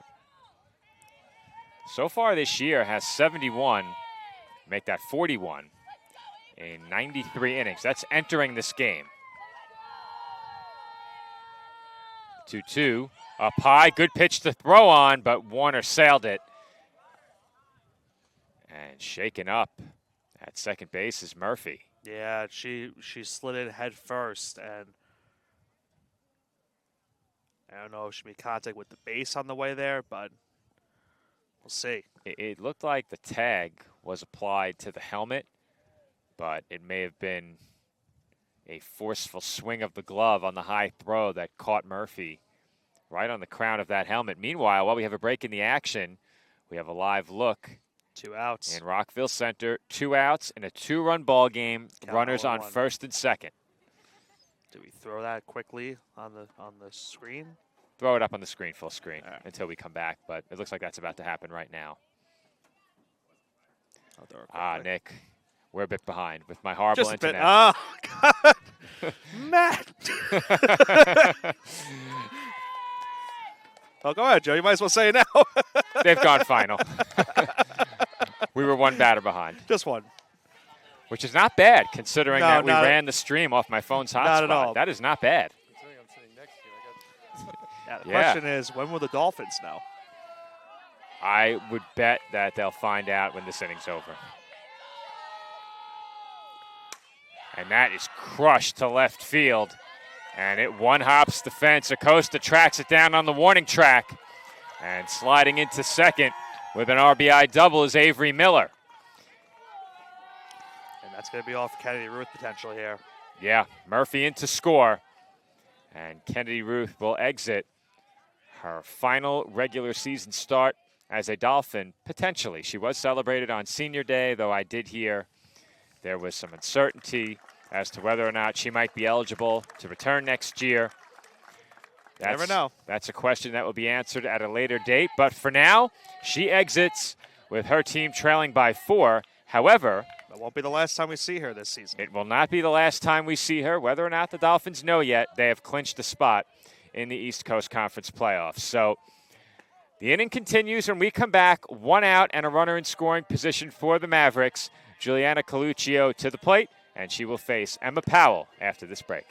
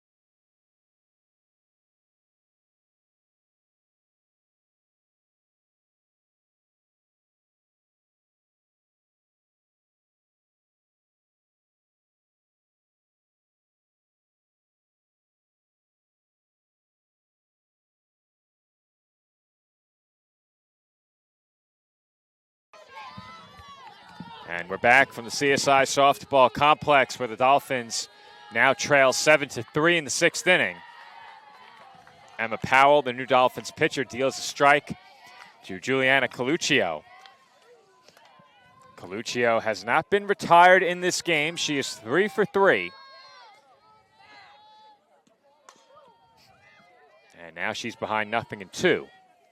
Powell's 9th appearance of the season here. She's pitched 9 2/3, 18 hits, 9 runs, 8 earned, 2 walks, 4 Ks. With a 5.79 ERA.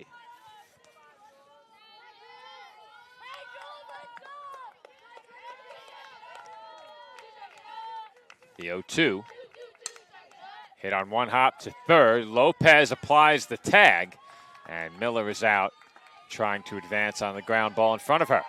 I was very surprised Miller was running on that one, considering he was going towards third base. But the Dolphins get the putout right there. You get the lead runner. Madeline Peroni will be the batter now. And it just seems like every time Gianna Lopez has a chance to make a play, she makes it. Yeah, we've spoken about Oh, there's another Fred play. Hugh. in the opposite corner of the infield for Bridget Motley. She catches it on a line, but Nick, make your point as we head to break. I was going to say, we've spoken a lot about the left side of the Dolphins infield this season. They have made a tremendous mark and have done a really good job of improving over the year defensively. No question about it. And for the Dolphins, they will hope to see that left side continue to deliver come the playoffs. The Dolphins have clinched a spot in the ECC postseason. However, they trail here as we head to the bottom of the 6th inning. Our score, Mercy 7 and Staten Island 3.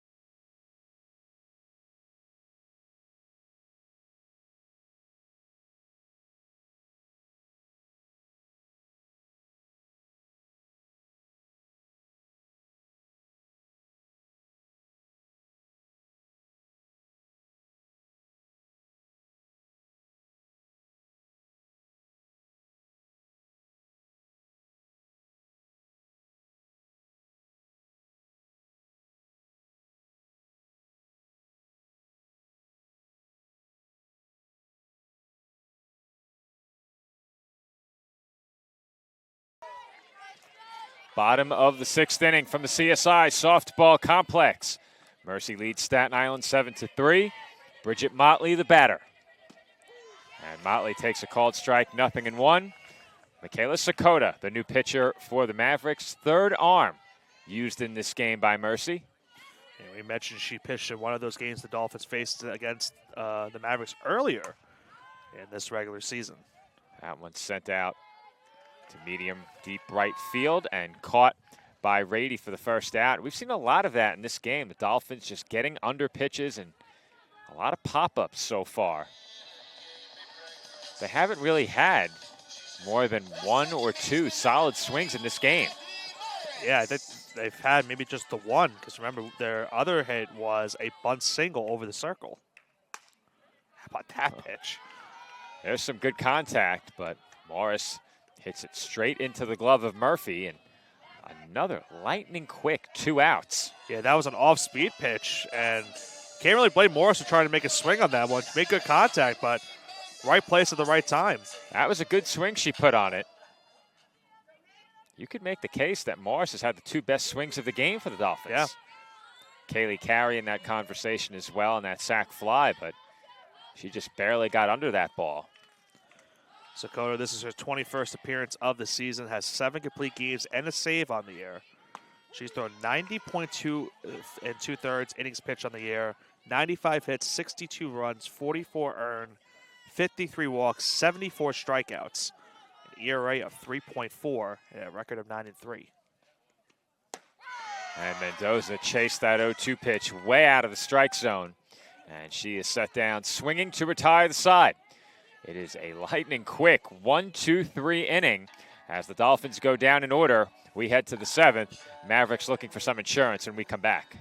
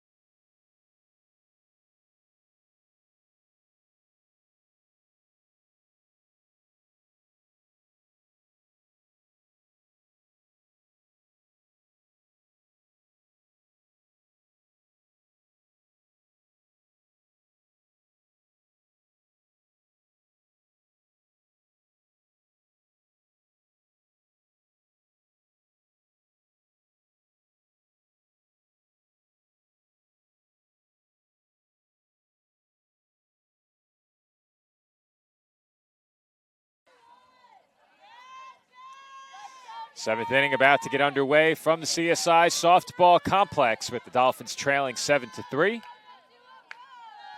And Nick, do you think they know? I don't know if they do.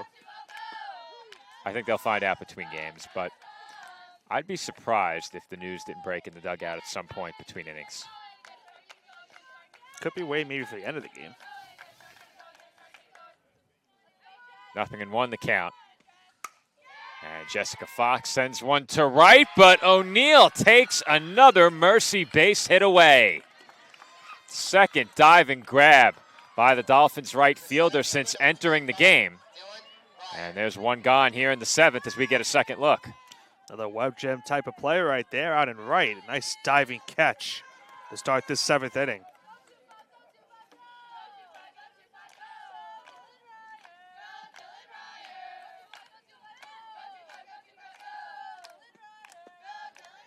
That pitch low and away, ball 1.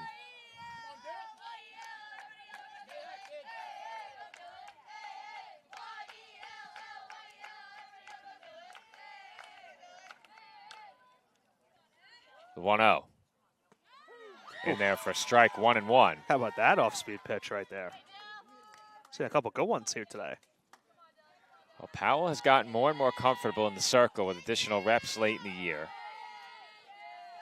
Was used very sparingly earlier in the season, but they've ramped up her workload as the season has gone on. And they've really needed a reliable reliever out of the pen just in case you need one of those stars to come out. 1-2, bounce to the right side, and Morris applies the tag. Ryer is out, and there are 2 away.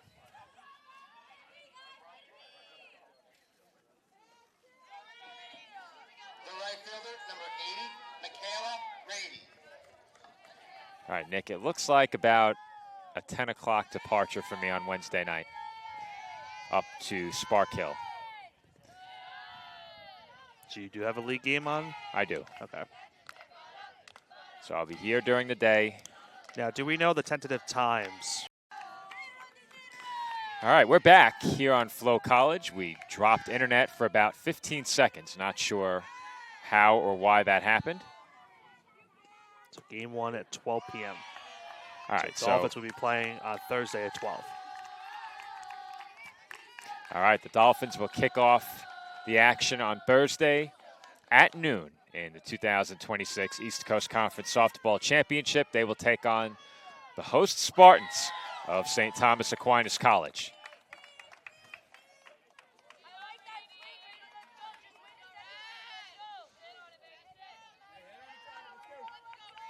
So I'll try to think logistically.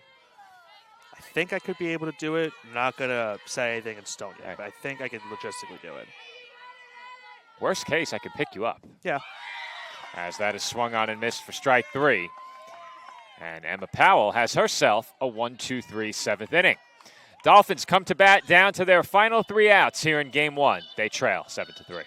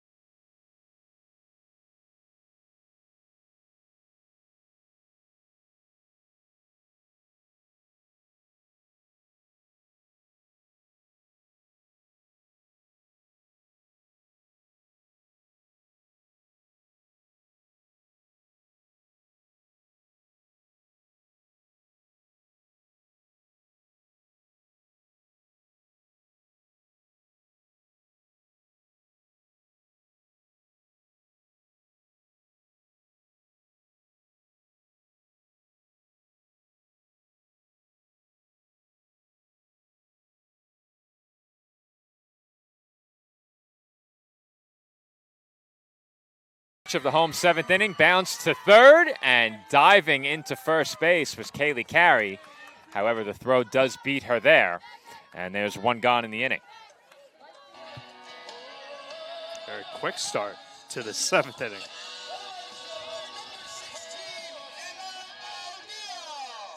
That will bring up Emma O'Neill.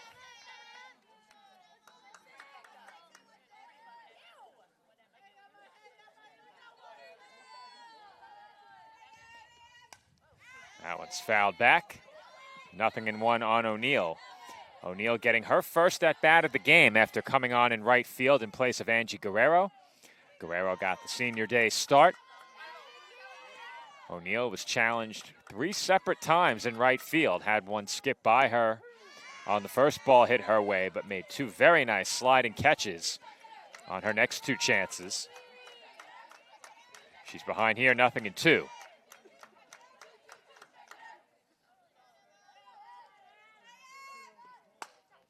And O'Neill sends one back through the middle, and she's on with a 1-out hit. Still some life here in the seventh inning for the Dolphins. Just their 3rd hit of this game.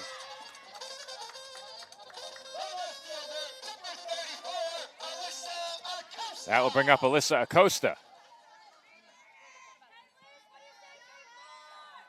Acosta got a start here on senior day as she takes low for ball 1. Acosta 0 for 2 at the plate thus far.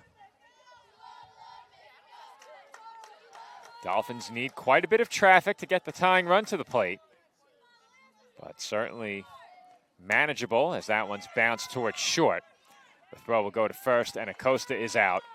2 away in the inning. Dolphins now officially down to their final out here of this first game. And it's back to the top of their lineup. Leadoff batter Gianna Lopez to the plate for the Dolphins. CSI down to their final out here in game 1.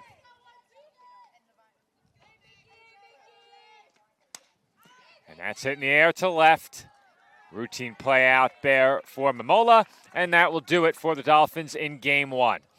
Mercy University comes into the CSI softball complex and takes the front half of today's ECC doubleheader from the College of Staten Island. However, by virtue of a loss by Malloy in their game against D'Youville, the Dolphins have clinched their first Division II playoff berth in program history. We will talk more about that ahead of Game 2 coming up next here on CSI Sportsnet. We're looking at an approximate start time of about 2:35 for the back half of today's doubleheader. Be sure to tune in right back here on the same stream, same place. We have you covered here on CSI Sportsnet. As always, streaming exclusively on Flow College. Game 2 coming up at approximately 2:35.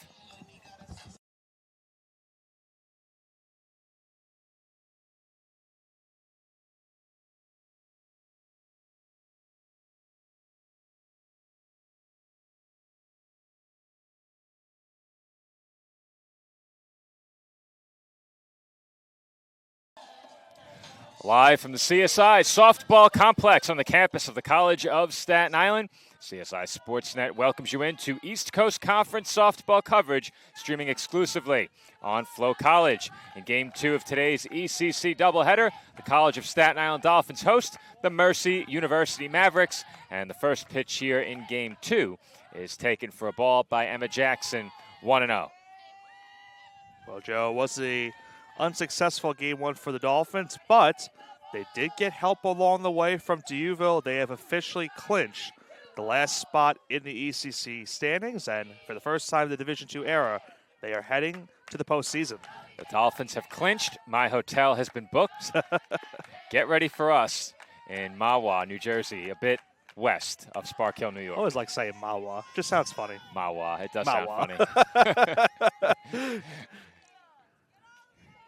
I hear Mahwah. I'm thinking you're asking, where's my bottle of water? That's line foul by Jackson, 2-2. As you mentioned, Nick, the Mavericks took the win in Game 1. Final score 7-3. However, the Dolphins got the help they needed from D'Youville. They knocked off Malloy, and that sends the Dolphins to the postseason for the first time as a Division II program. That ball also fouled just wide of the line in left field. And of course, for the Dolphins, they send out Marina Grenier in this second game on the year, 7-10 on the season, her 18th appearance, her 17th start. 12 complete games, 2 of those being shutouts. She has 107 innings pitched, 133 hits allowed, 69 runs, 61 earned, 38 walks, 71 strikeouts, an ERA of 3.98. 2-2 fouled away again.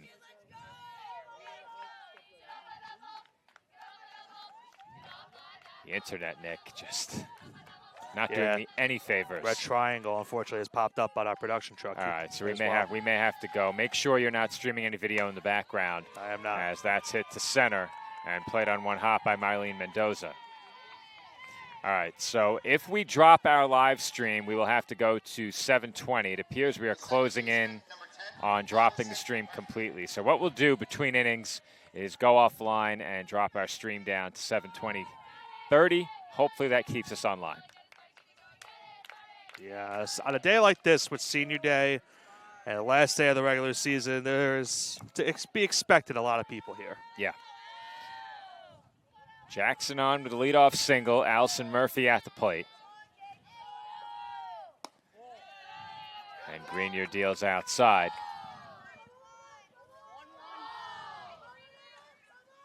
Sleeping over there?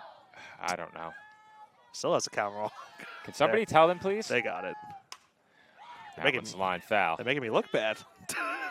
That is true. When the scoreboard is wrong, the broadcast is also look wrong. bad. It makes Nick look like an incompetent fool. Maybe I'll take some of those wannabe broadcasters up on their offer. My trip to Spark Hill might be off the table. Yeah, if this you know, continues. all of a sudden, Nick's cost of trip just elevated greatly. As Grenier has her first strikeout of the game, Murphy goes down swinging, and there's one away in the road first inning. Well, we spoke about that too. That trip to Spark Hill, not a bad one in terms of getting there. So very accessible, if anything, but be a fun trip nonetheless. Right now, the forecast is not looking great for Thursday. However, we have a backup plan. If they do not play softball, we can go to Yankee Stadium. See you in the Bronx.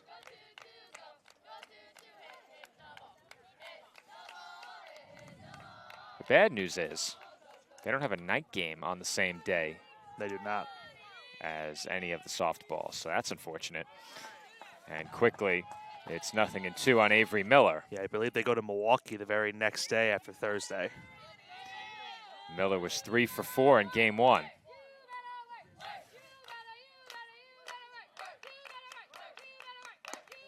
And the 0-2 is outside. Spark Hill only about 30 minutes from Yankee Stadium. Yeah.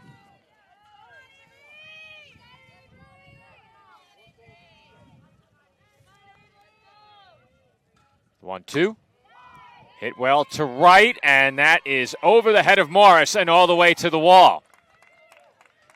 Into third, and stopping there is Jackson, and Miller is into second base standing with a double. Yeah, Miller having a great season. We mentioned about that earlier in game 1. And goes the opposite way here with a one-out double.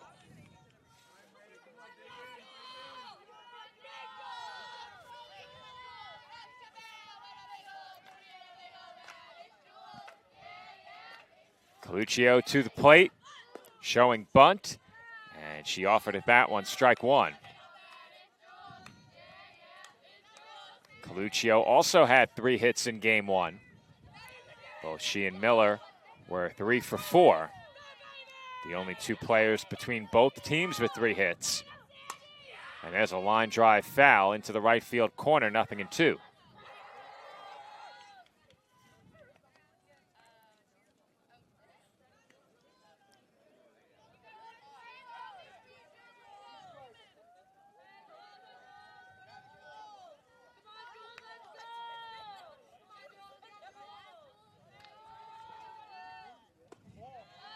That pitch taken outside, 1-2.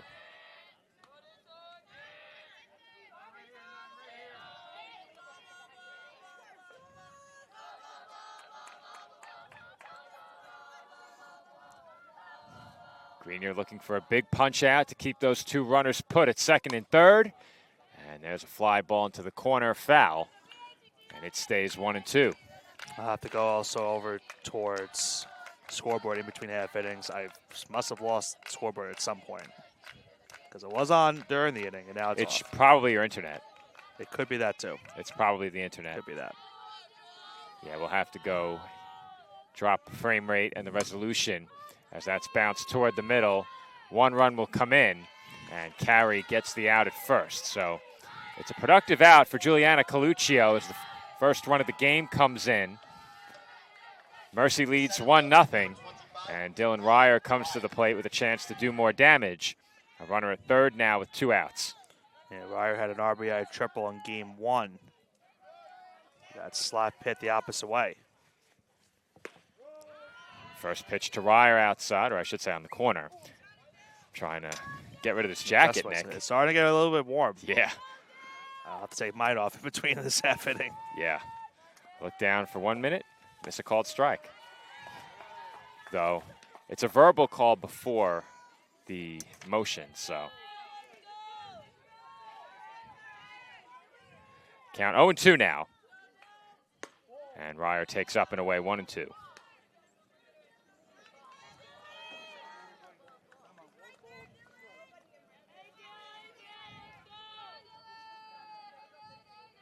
The 1-2. Outside 2-2.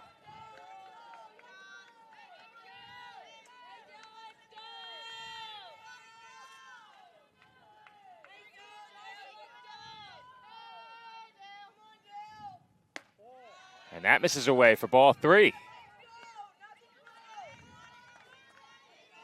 Count now full on Ryer, 3-2.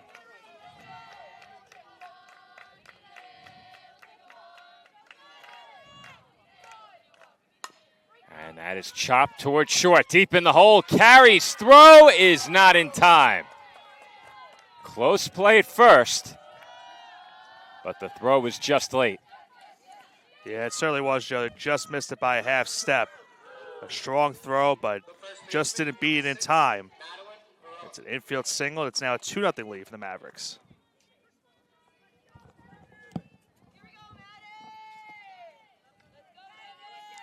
Looks like I also regained scoreboard in the meantime, so that is back on. I'm surprised we're still online, Nick. Would tend to agree with you. Madeline Peroni at the plate here.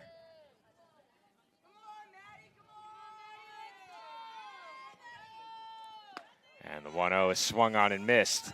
1 ball, 1 strike. Peroni was 1 for 4 in the early game, left 3 on base.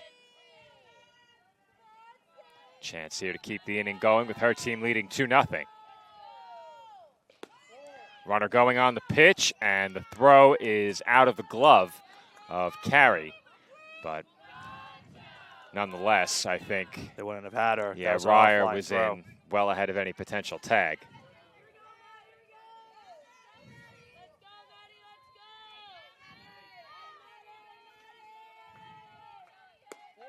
That pitch outside, it's 3-1.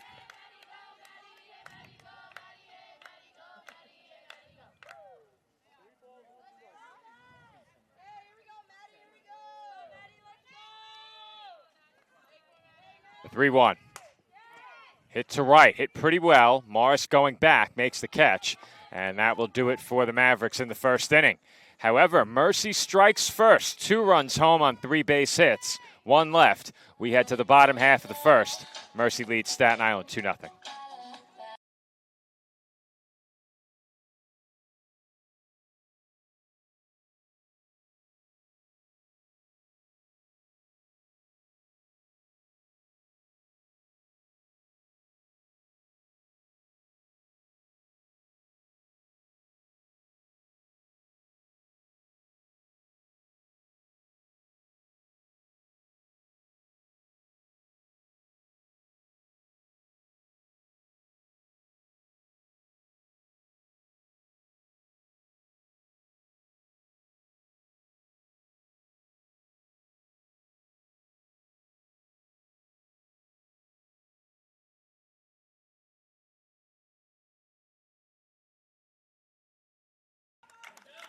Home first inning from the CSI softball complex. Dolphins trailing 2-0. Lineups came in just a bit ahead of first pitch, so we'll get you the full Dolphins lineup very quickly. Presley Bourne leads off, followed by Paul, Morris, Motley, Warner, Lopez, Mendoza, Carey, and Rose Joseph is behind the plate as Bourne sends one toward the hole, beats the throw, and it ends up over the glove of the first baseman Peroni and off the fence. It stays in play. Fortunate there for the Mavericks. That one just caught the top of the padding down the line. Yeah, it certainly did go very, very close, but she will get a single on that play.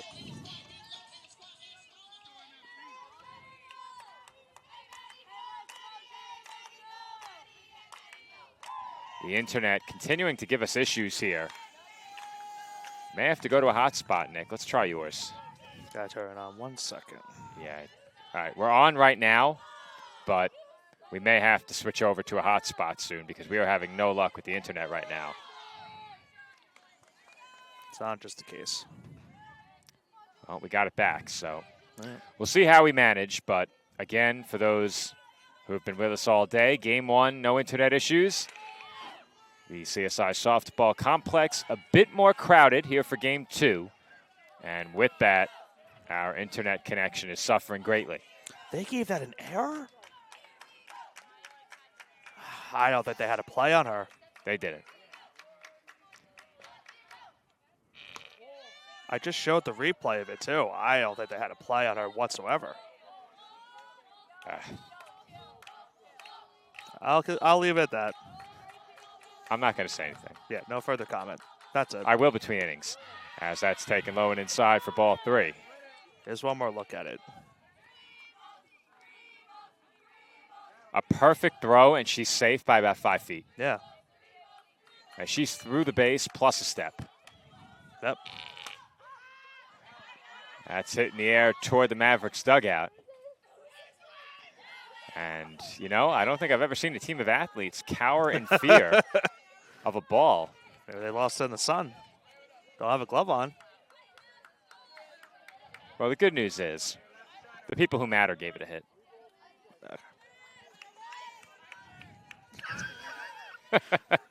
Was it a hit initially, though? I kid. Some very unorthodox sound effects coming from the Mavericks dugout here. That's when the Mavericks stuck out? I thought so. I couldn't tell you where it's coming from. I thought it was coming from the Mavericks dugout. Oh, it is. You're right. Yeah. It is. I wonder if that's coming over the headsets. No. That's hit down the line in left, but well foul. I tend to think no.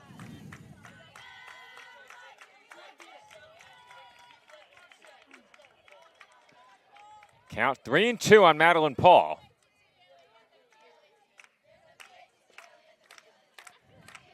See if Bourne gets a head start on 3-2. Not quite the same as baseball where it's automatic, but if you have an accomplished base stealer, oftentimes they'll go on the release 3-2. Jay, you want to care to mimic what the chant they're doing? I don't care to mimic. No, I don't. At least I didn't say, let me show you the real thing. That one's popped up on the infield. And watch out. Peroni makes the call. Had some competition from Coluccio at third. And Abby Morris will be the batter. Yeah, it tends to look like the Sun's going to play a lot more of a problem here in Game 2. It was a cool morning, but right before first pitch in this second game, the Sun making its presence felt.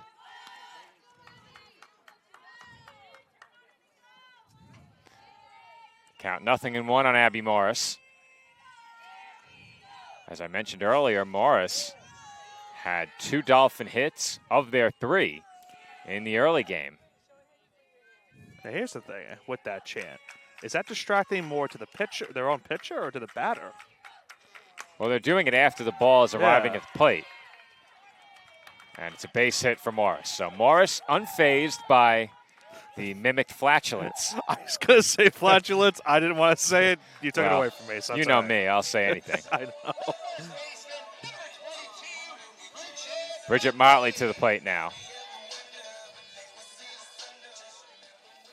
That's probably the first and more, I would hope so. Last time we'll say flatulence on the air. I mean, I think they've realized it wasn't working. No, they did stop. Motley ahead 1-0. They took some Tums. Yeah. Are they a sponsor? No. No. That stuff's really bad for you. I'm aware. And the 1-0's hit to center. Hit pretty well and almost misjudged. That was a screamer out to center field, but took an initial step in and then knows it was about to go over her head. Nice job by Ryer there for the second out. Well, they say the ball right at you is often the toughest for an outfielder, but Ryer stayed with it. Meanwhile, we only have one more out in the inning to get our viewers the numbers on Juliana Abeni. Oh, boy. Watch out, camera. Yeah, that was a little bit too close. A little close, a little close. A little bit too close for comfort. But, Nick, if you have the numbers on Abeni, we'll take those after the next pitch. Yep. Olivia Warner, the batter, takes low and in ball 1. 12th appearance of the year, her 5th start. She has 2 complete games and a save, 28 2/3, 33 hits, 19 runs, 18 earned, 20 walks, 18 strikeouts, a 4.4 ERA.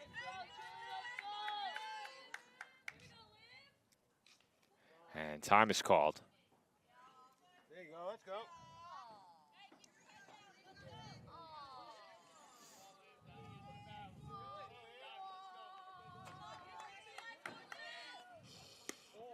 That pitch outside, and we have a throw to third. Bourne overslid the bag. And the Dolphins pull off the double steal. That worked to perfection. The throw went to second, and it looked like the trailing runner, Morris, stopped halfway. Then the throw went to third.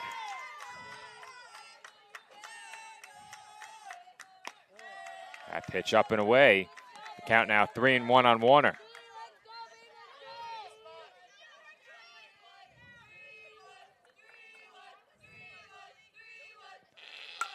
And that's it out to right center field, and that will tie the game. Olivia Warner chases home Bourne and Morris with a 2 RBI double. And you just knew at some point she was going to deliver for the Dolphins in this doubleheader here today, Joe. That was a liner out into right center field to knot this game up at 2 apiece.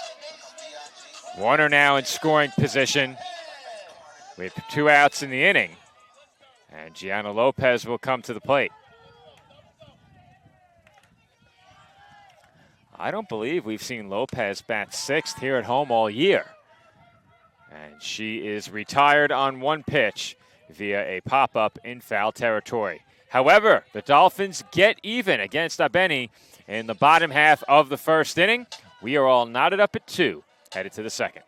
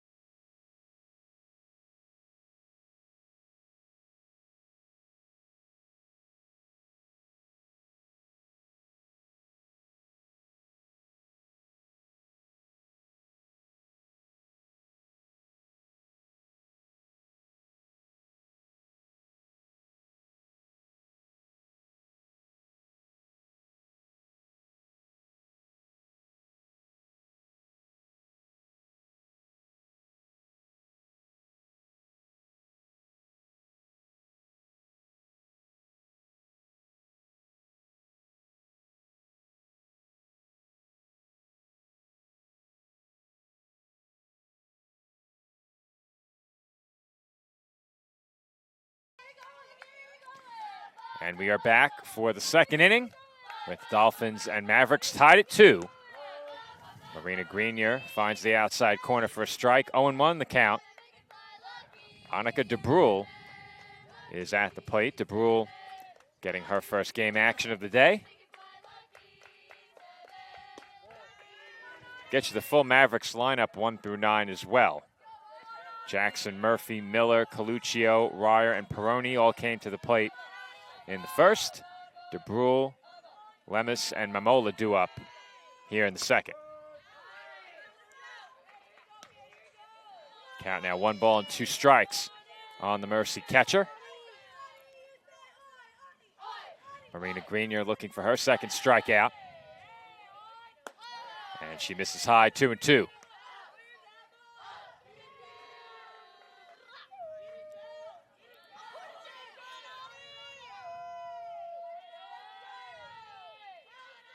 Two and two.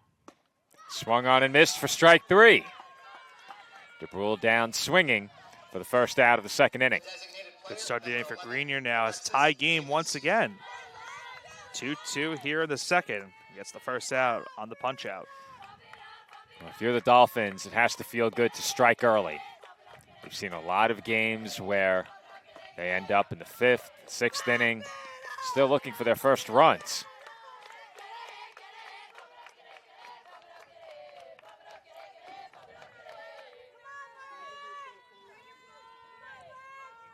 Alexis Lemus at the plate, fouls that one back. Now, her name not on the pronunciation guide. Would you assume I'm saying it correctly? Lemus? It's either that or Lemus. It probably is Lemus.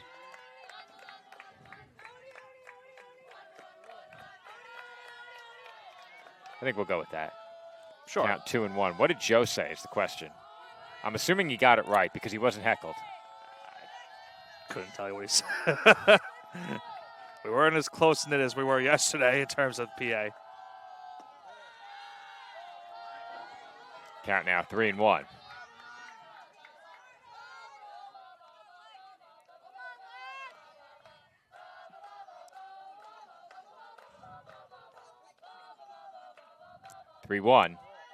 Taking low, ball 4.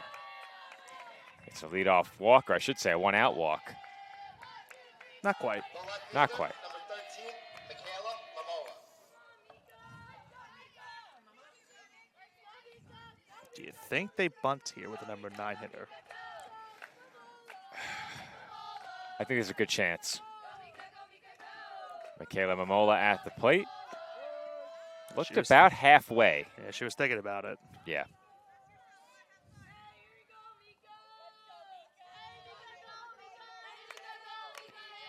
Oh, and 1 the count on Mamola. And that one is bounced foul. At least it appeared so. We'll erase that bunt situation now. Yeah, Mamola was trying to roll over that pitch intentionally, effectively a swinging bunt. It appeared as if she might consider a bunt on the first pitch, fell behind 0-1, and went into swing mode. The 0-2 off the outside corner. Count 1-2.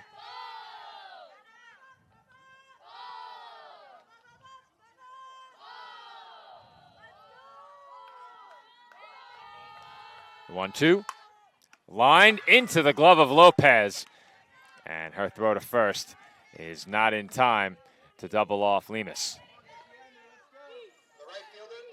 So they call it the hot corner, Joe. Nice play right there by Lopez for the second out.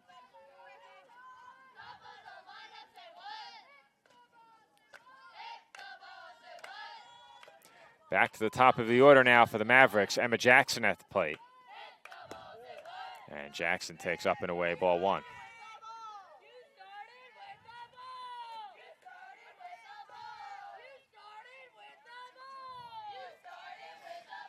Nick, between innings, we're going to close every web page and everything running behind the live stream. If that doesn't fix the connection, we may have to switch over to a hotspot. Just close the entire browser. I'll run the commercials. Yep. That pitch in there for a strike. It's 2-1 on Jackson.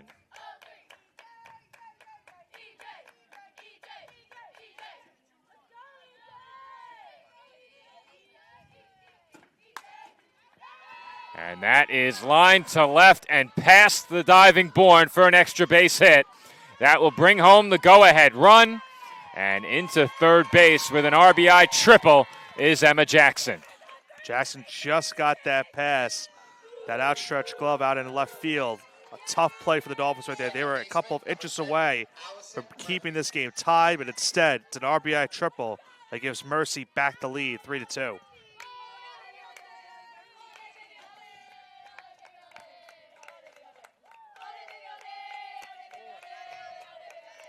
That pitch taken outside by Allison Murphy. 1 ball, no strikes. Murphy 0 for 1, struck out in her first at bat against Grenier.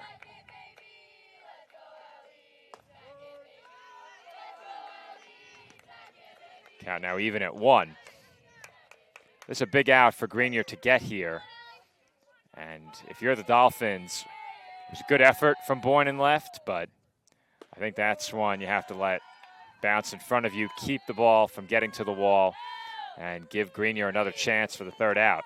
Yeah, we started playing game 1. That was a bouncer out in right field. So we can't afford that to happen, but try to make the outstretch catch. And speaking of catches, you and I We were ready. we were ready just in case, but I think they would have got over our heads.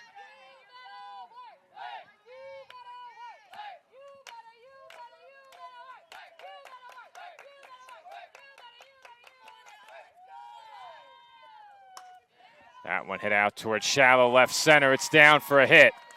And the Mavericks have their 2-run lead right back. It's an RBI single for Allison Murphy, and Mercy goes in front 4-2. Well, she continues her big 2026 campaign as she gets that bloop single out into left center. And you mentioned a 2-run lead back for the Mavericks. They lead it now 4-2.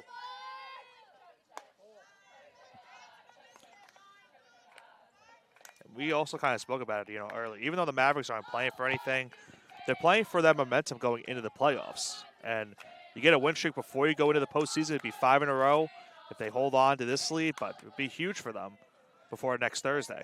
Well, I mentioned it during the pregame ahead of Game 1, Nick. If the Dolphins were to lose both games today, they would be heading into the playoffs having lost 6 straight. And I do think that matters.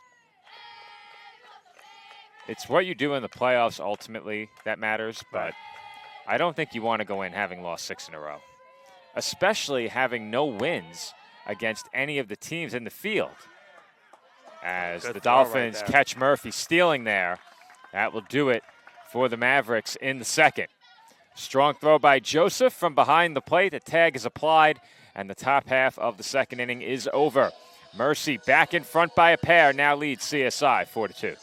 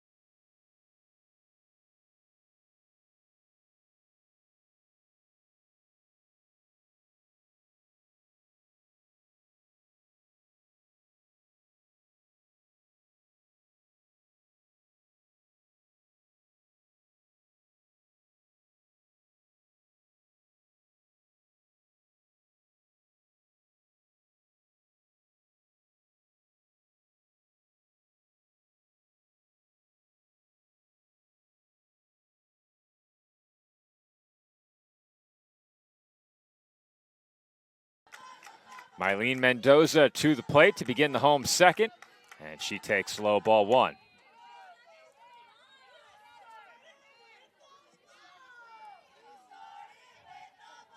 Mendoza did score a run in Game 1 as she pops this one up to center. Ryer there to make the catch. 1 away in the bottom half of inning number 2. That's a clever chant from Mercy right there. What were they chanting? So the pitcher started with the ball. The Dolphins usually have that chant, you started with the ball, and immediately the fly out happened, and the Mavericks said you started with an out. Dueling chants. Love to hear it.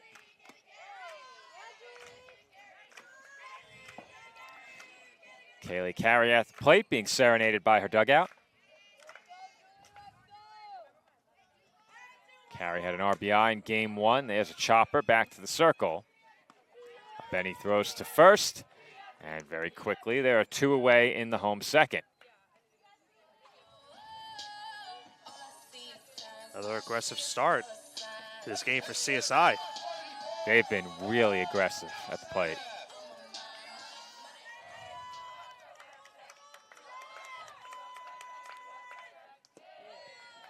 At the plate here, Rose Joseph takes low and in, ball 1.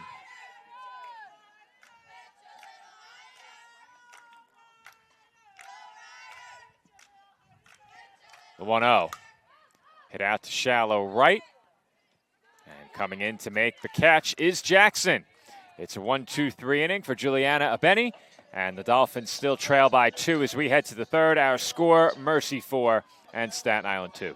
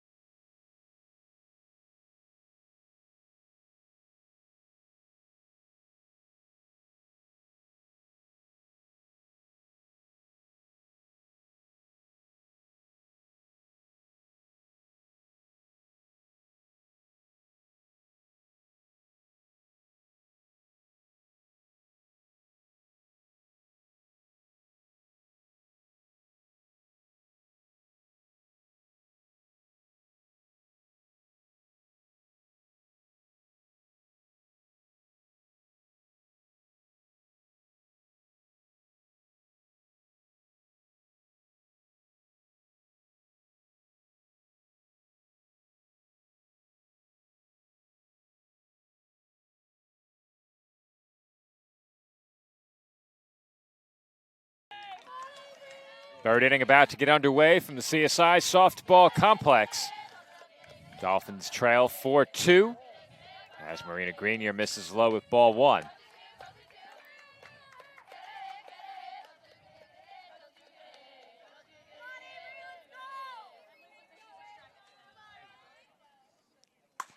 The 1-0 hit to right, hit pretty well. Morris going back on it makes the basket catch. And Avery Miller is retired. 1 away in the road third inning. Our live stats have fallen behind a bit. Probably our internet, but It's definitely the internet. yeah, I've lost the live stats trying to find where we were in the batting order.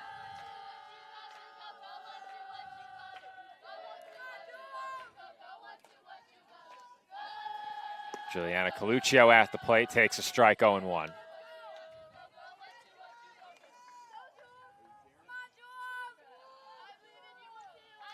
I think you just got an error notification on the back end.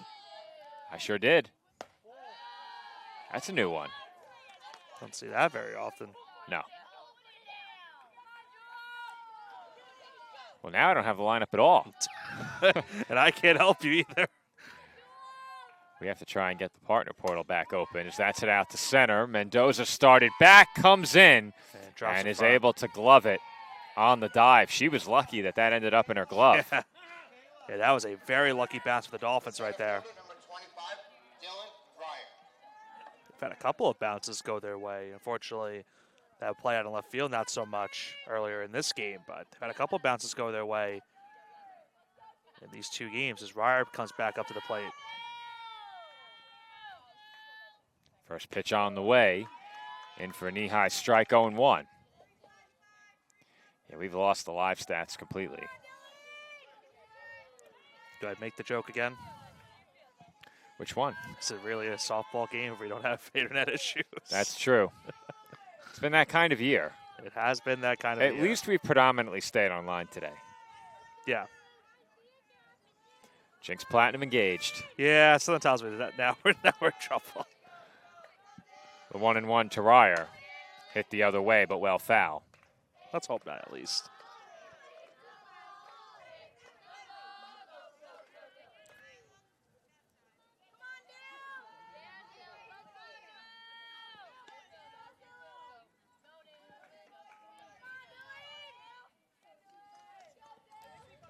Cluccio, the runner, over at first. Ryder, the batter, with one out here in the third. The 1-2. Up and away, 2 balls and 2 strikes.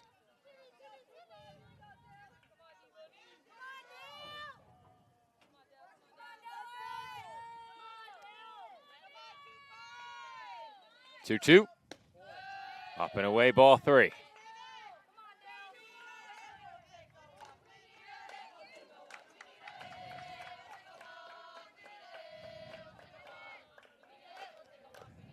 Payoff pitch. Hit on a line, dropped by Lopez. Throw to first, just in time.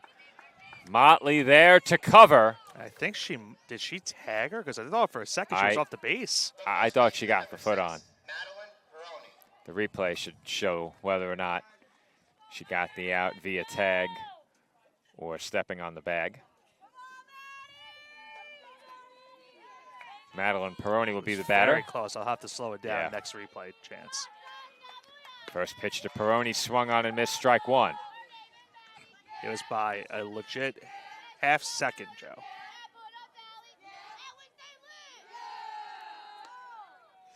That's really close. It looked really close in real time.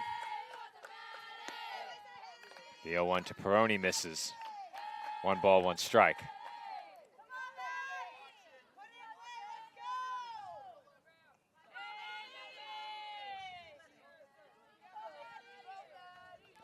One and 1.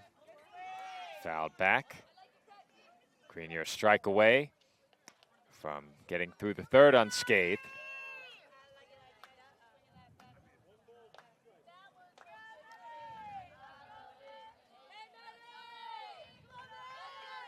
The 1-2.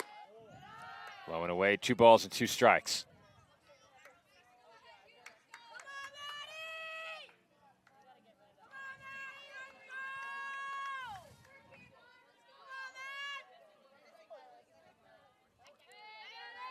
Two and 2. Hit the other way and down for a hit. Morris plays on the hop. Paul's relay throw to the plate, not nearly in time. And it's an RBI base hit for Madeline Peroni. And that extends the Mavericks' lead to 5-2. Mavericks now with 7 hits in this game, Joe, meanwhile, too. Monica DeBrule. That will bring up Annika DeBrule. Well, I could have told you how many hits they had, Nick, but I rely on the live stats. I know you have the scoreboard. Yeah. That one fouled away by DeBrule, 0-1. You don't really have as clear a view as the board. Well, we have our live stats back. That's good. All right.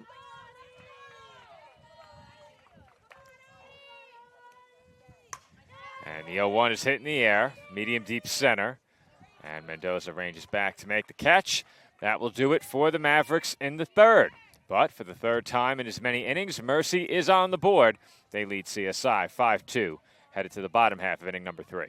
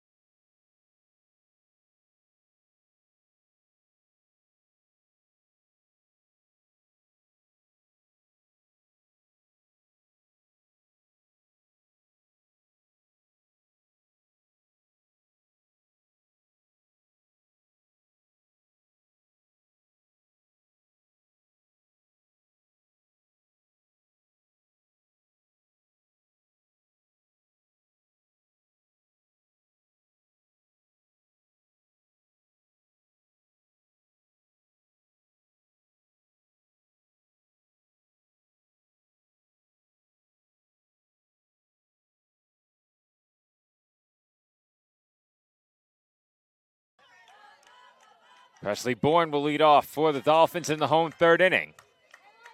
CSI now trails by 3. Bourne takes ball 1. But the Mavericks have scored in each of the first 3 innings, 5 runs on 7 hits. The Dolphins with 2 runs on 3 hits. Count now 1-1 on Bourne after that foul ball.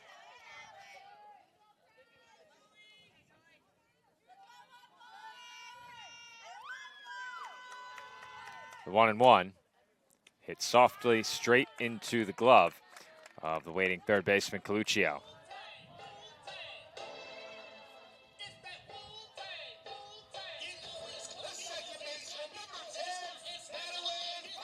Bourne now 1 for 2, and Madeline Paul comes to the plate.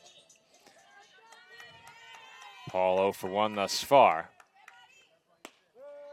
And she looks at a letter high strike, 0-1.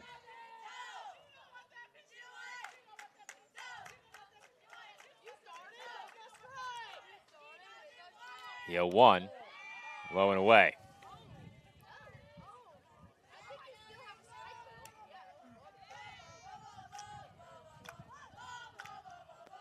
The 1-1 on the outside corner, 1-2. Benny's working very quickly, already set to go. 1-2. Hit on the ground and back through the middle for a 1-out hit. Well, sound effects returned, and immediately the Dolphins respond with a base hit. As I said, right on cue, the quote-unquote flatulence leads to another Dolphin base hit, their 4th of this game. Mimicked flatulence, 2 words I never thought I would say back-to-back on a broadcast. Do we call it artificial flatulence? No noisemaker? That's what we're going to say AI is? Or AF, I guess, in this case. AF. There goes Paul. And the tag was there, but the ball came loose. And Paul is safe. You don't see that often where the throw was towards our left. And they had to reach to get it and then make the tag. But you're right, the ball came out. Paul gets second base. Stolen base for Madeline Paul. And there's a line drive through the right side. And they will hold Paul at third. Morris dancing off first. And the Dolphins have runners on the corners with 1 out. Very wise to hold her over at third base. Now you bring the tying run to the plate in Motley. As opposite field base hit into right field. Those last 2 base hits, 4 and 5 for the Dolphins. And as you said, Nick, Bridget Motley comes to the plate as the tying run. Big spot for Motley here. Dolphins, if I'm not mistaken, have already eclipsed or have surpassed the same amount of hits they had back in game 1.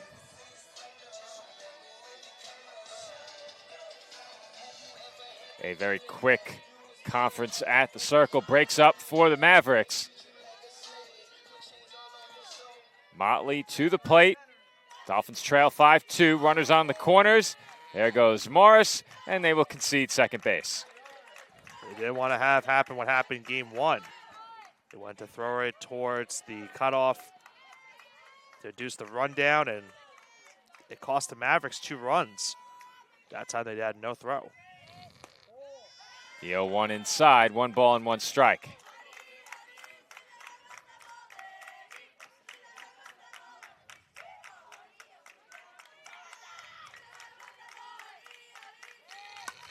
And that's it on the ground to second. They give the runner at third a look, and that is well executed by Murphy at second base. You can see how many times she hesitated to throw it to third or flip it to first, and at the very, very last second, made the flip for the second out.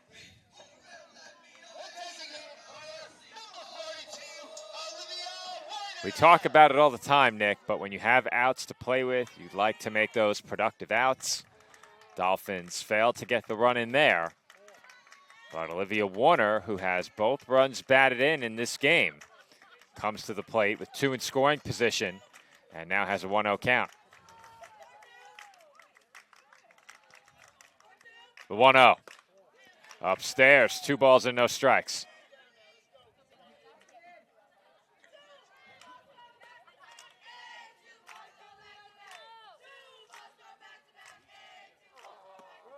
And the 2-0 is on the outside corner, 2-1. Fanatics didn't like it. Yeah, it was on the outside corner. There's ball 3.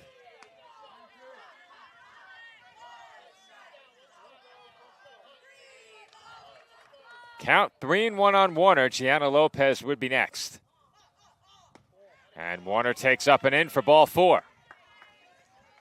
Dolphins now have the bases loaded and the go-ahead run coming to the plate. And Lopez certainly a capable hitter with one swing to give CSI the lead.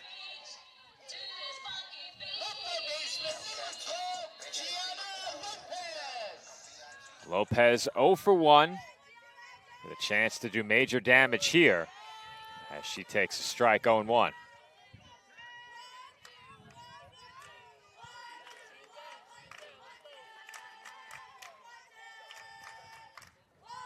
The 0-1. Line toward right center field. That's down for a hit. In to score is Paul. Right behind her is Morris. And it's a 2 RBI single for Gianna Lopez.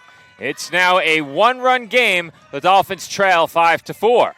And now Lopez delivering with a 2-out base hit with 3 runners, I should say, bringing home 2 to score. It's 2-out rally for the Dolphins. They now trail this game 5-4. And they'll make a pitch running substitution, it looks like, as well this upcoming at bat for Mendoza. Mylene Mendoza will be at the plate, and it appears the Dolphins are going to run for Olivia Warner at second.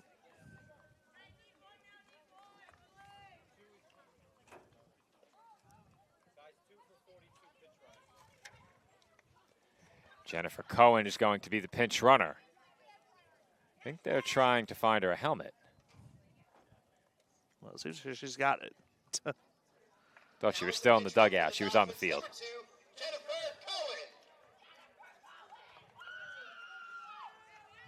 Dugout loves it.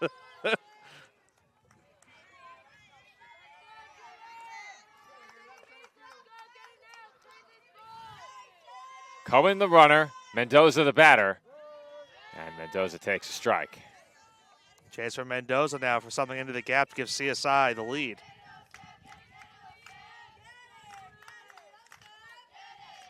The 0-1, hit in the air, but foul.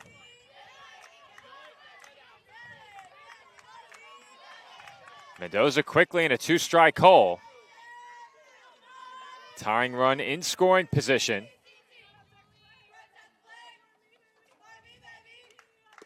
And Mendoza takes just inside.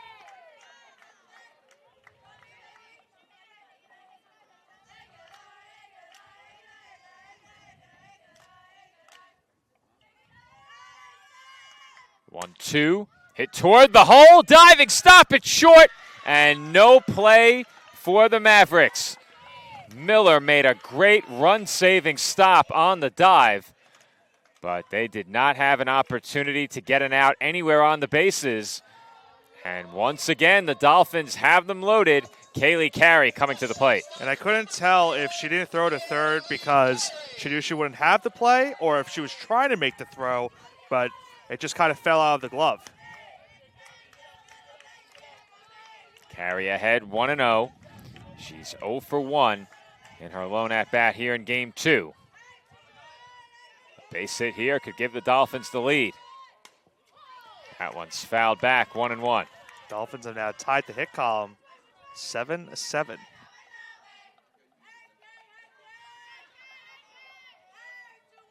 At least that's what it says on the scoreboard. I don't know what it says on the live stats. The 1-1.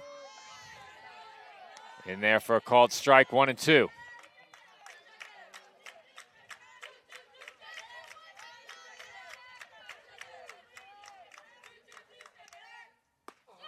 There's a swing and a miss by Carey for strike 3. How about that off-speed pitch right there? Carey way out in front as a Benny gets her ahead of that off-speed pitch to retire the side. Dolphins, however, do get 2 They leave the bases loaded, 3 left on. And we head to the 4th. Gianna Lopez at 100 career hits. Gianna Lopez reaching 100 career hits. So congratulations to Gianna. We'll talk more about Lopez and the Dolphins when we come back. CSI now trailing 5-4.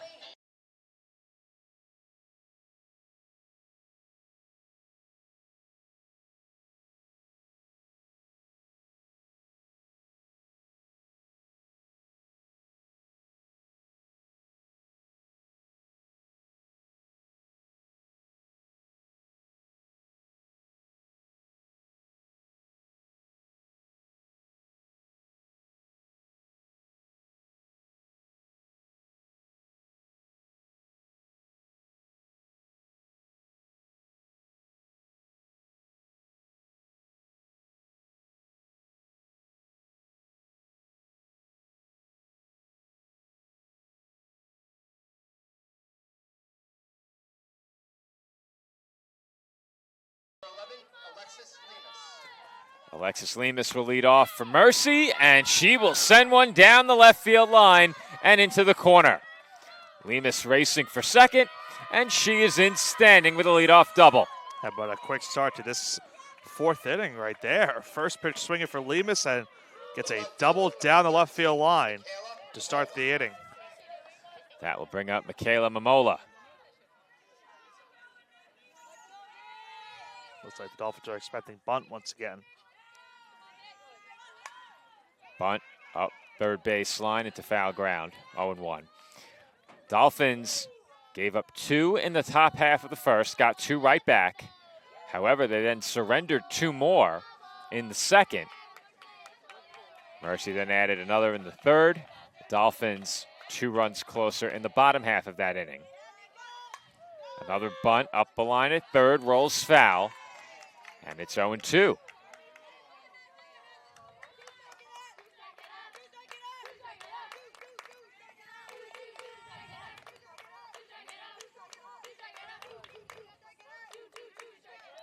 Momola 0 for 1 thus far. Behind her, it's back to the top of the order. That one sent foul.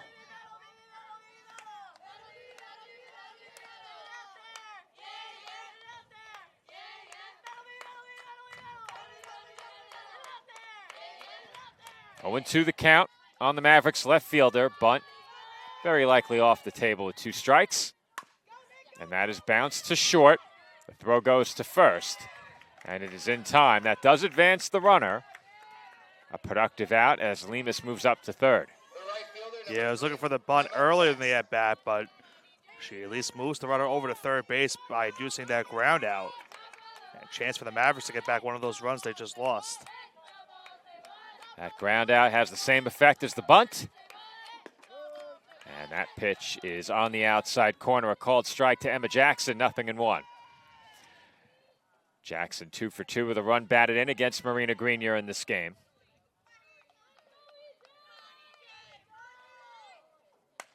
And that one's fouled away, 0-2. Dolphins within a run, and if they could keep that run at third from scoring, that would be huge. It's a 2-strike count on Jackson, and again, she fouls it away.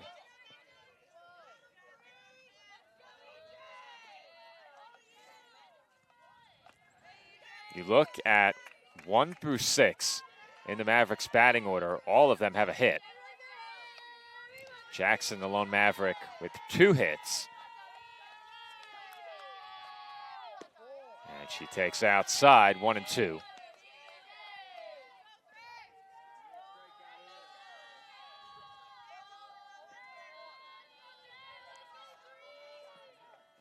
The 1-2. Hit to straightaway left. Basket catch by Bourne, and her momentum carrying her toward the infield forced the runner, Lemus at third, to hold up. Yeah, that's not an easy catch. No. Having to adjust your glove, thinking you're going to catch it one way, have to adjust it the other way, and you said it, basket catch down that left field line and holds the runner over at third base. 2 outs in the inning now, and time is called. Allison Murphy, the batter, 1 for 2 thus far against Grenier. And the first pitch from Grenier's in for a strike.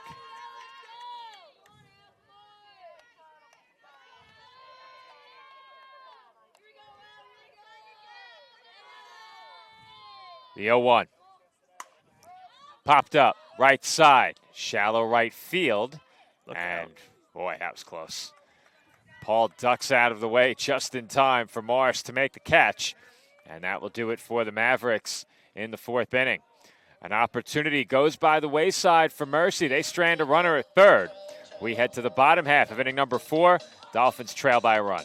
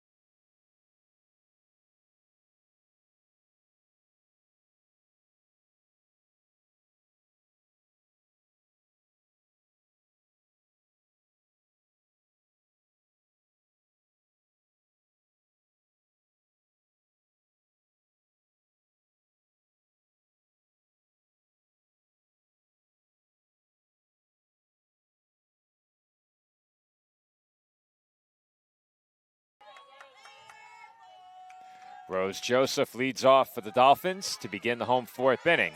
She takes low and in, ball 1.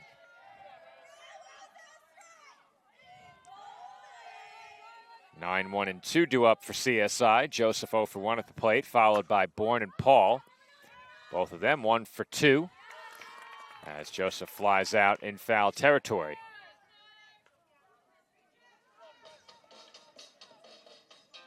One away in the inning. And it's back to the top of the order for the Dolphins.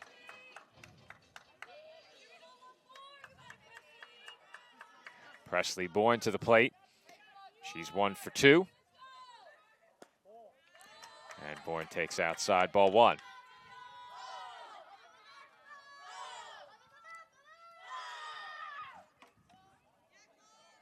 The 1-0. Bounced right back to the circle. And the putout is recorded at first. Look what the new pitcher, Carly Gaffney, just found. A bouncer right into her glove. And she has 2 very quick outs in the bottom half of the 4th.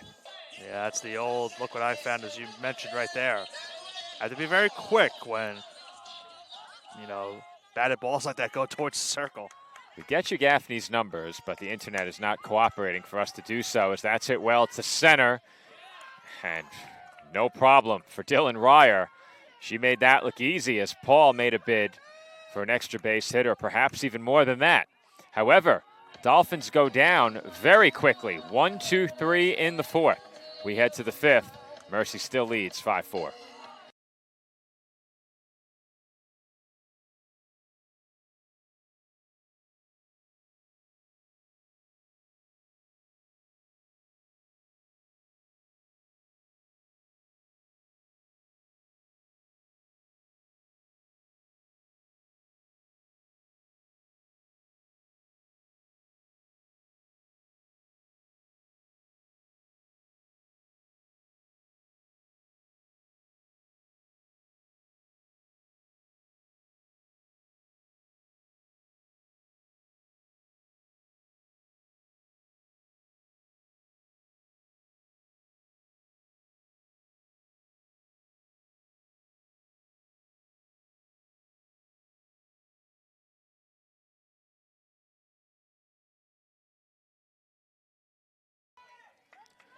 Fifth inning about to get underway from the CSI softball complex. Dolphins still trail by a run, Mercy leading 5-4. The Mavericks will send 3, 4, and 5 to the plate against Marina Grenier. First pitch of the 5th inning on the way, and in for a strike.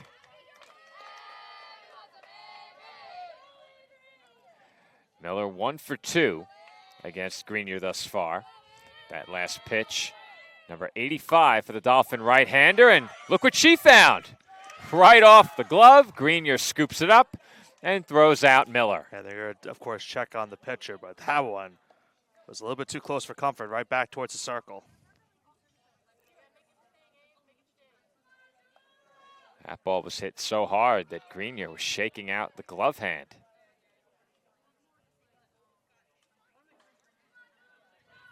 Looked like she caught it right in the heel of the glove. The third baseman, number 12, Yeah. Juliana Coluccio. So maybe, hurting the bottom part of that hand on the way, but still able to make the play. It's no issue. It's the non-pitching hand. Right. One quick out for Grenier here in the 5th. And Juliana Coluccio comes to the plate and takes a strike. Coluccio with 4 hits between the 2 games. 1 for 2 here in game 2. She has an RBI as well. That one's lofted into foul territory down the line and right. And no play for 2 Dolphins giving chase, Morris and Motley.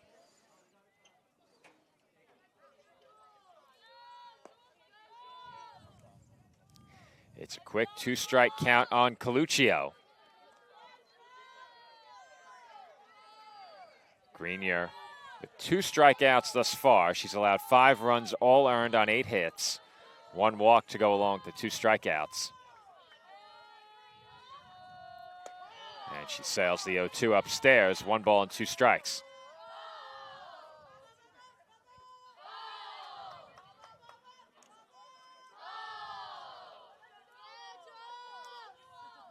The 1-2. Hit in the air toward right field. Morris right there to make the catch, battling the sun, and there are 2 gone in the inning. The center fielder, number 25, Dylan Ryer. That will bring up Dylan Ryer. Ryer 1 for 2. He's played a good center field today for the Mavericks as well. There's pretty much all for the Mavericks here today, both hitting and fielding. She does have an RBI here in the 2nd game as well. Dolphins with their 2-run 3rd inning close the gap and hits a bit. Mercy with 5 runs on 8 hits. The Dolphins with 4 runs on 6 hits. That one fouled away once again. It's 0-2.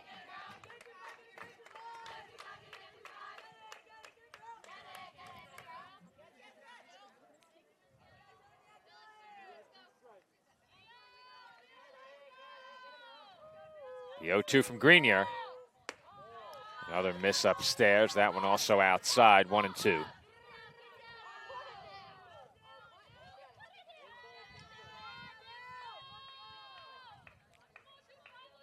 The 1-2.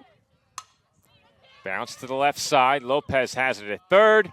And her throw is high and wide and up the right field line. And Joe, we talked about the defensive alignment earlier. That just played huge on that play right there. That's a 2-base error on the throw from Lopez. Because she had to hurry it just a bit. Right. And because they had Morris move all the way towards right center field, she couldn't play the ball down the right field line. So having to retrieve that one all the way was Motley over at first base. So that awarded, in my opinion, that awarded the extra base there to 3rd. Another 2-out RBI opportunity for the Mavericks. It's Madeline Peroni at the plate. Peroni 1 for 2. She's behind in the count here, 0-1. And that's on the corner, 0-2. Marina Grenier's done a really good job getting ahead of these Mercy hitters. Hasn't quite been able to put many of them away. The count is 0-2. Scoreboard reads 2-1. Someone get their attention.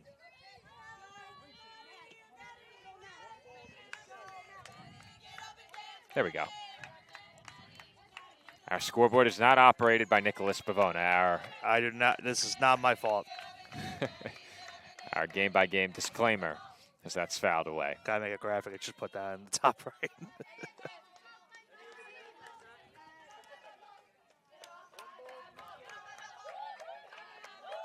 1-2 the count on Peroni.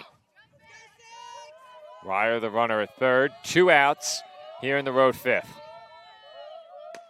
And there's a bouncer to Grenier. Her throw is low and handled over at first base by Motley. Side retired. Once again, the Mavericks strand a runner over at third base, and we head to the home fifth inning. Dolphins still trail 5-4.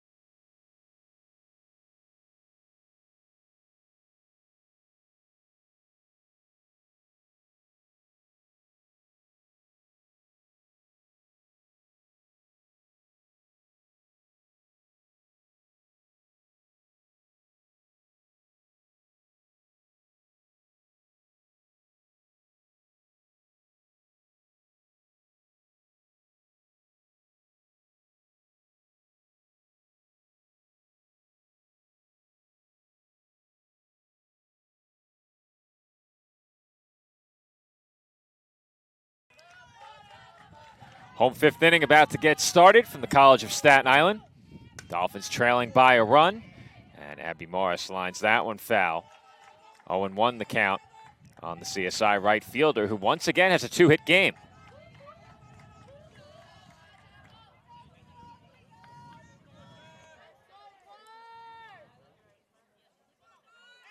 The 0-1, bounce to third, and a quick transfer and throw forces Peroni to apply the tag. How quickly did Coluccio get that ball up off the turf, in her glove, and over to first? It was pretty quick, and Peroni had the wherewithal to realize it was a little bit offline.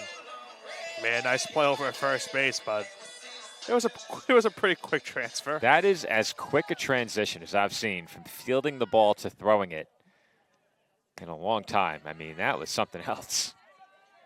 And I think that's why the throw is a bit wide.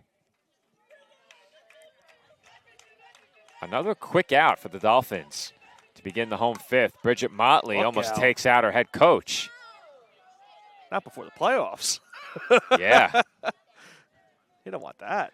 We don't want Mark coaching third base seated. No, you don't want to have that. There's a picture I have to show you. There was a couple years ago, a college football game.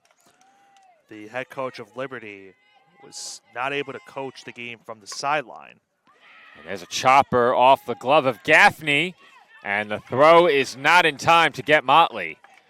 Good effort there by Miller to make it close, but Motley beats out an infield hit. Yeah, that was a tough play right there up the middle, and Peroni had to take her foot off the bag for just a split second, but it did not matter. Long story short, he had to coach the game from the press box, and he was in a little gurney from being gurney? Yeah, like from. Oh, I know. Yeah.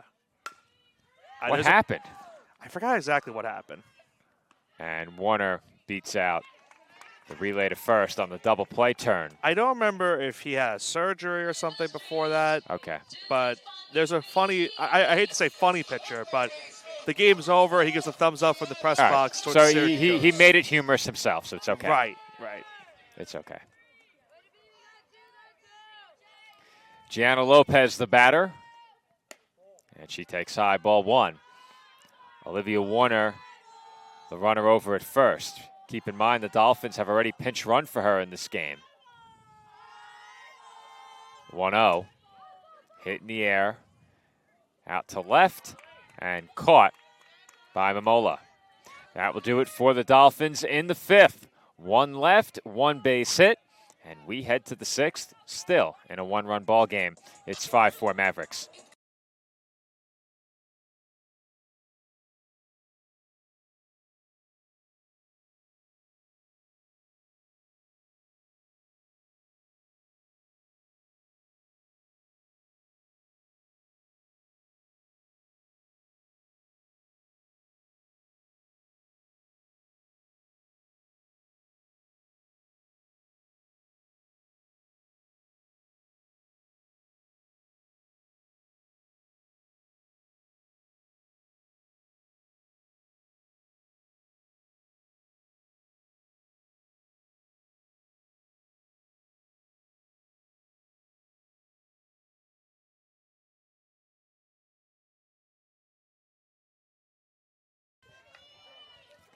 Annika DeBrule will lead off the 6th inning for the Mavericks. Mercy on top of Staten Island 5-4. That has been our score since the end of 3. DeBrule 0 for 2 against Grenier, who just threw pitch number 100. It's in for a strike, 0-1.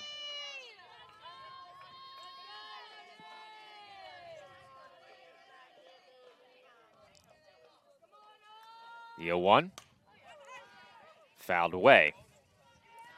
Once again, Grenier ahead 0-2, and she has been ahead of most hitters in this game.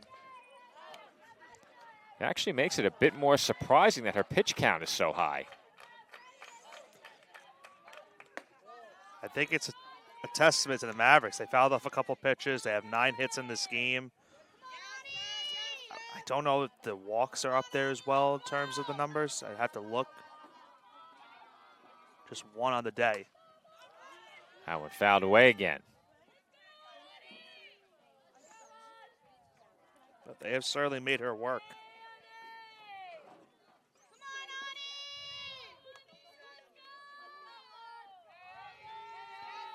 One, 2. Upstairs, 2-2. And credit to the Mavericks. They've been hitting well with 2 strikes because they have been in plenty of 2-strike counts today. DeBrule has worked it even, 2-2. And there's ball 3.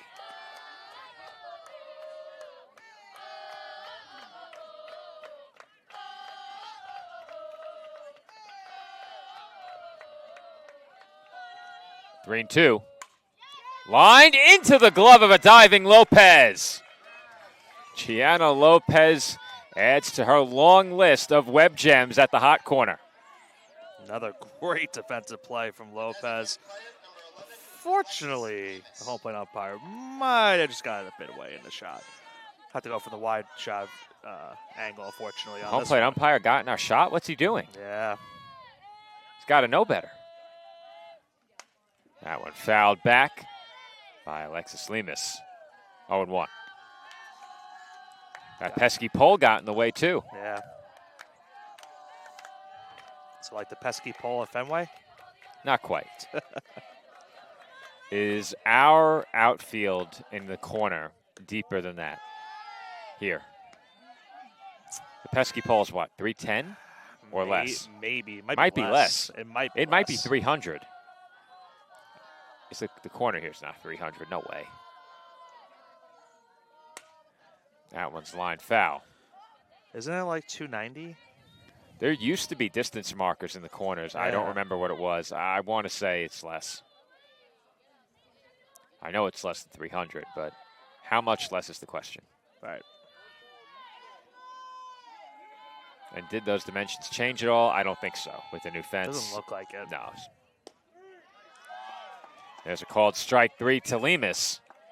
Third strikeout for Marina Grenier. 2 away here in the road 6th. I believe her third punch out on the day. Michaela Momola to the plate here.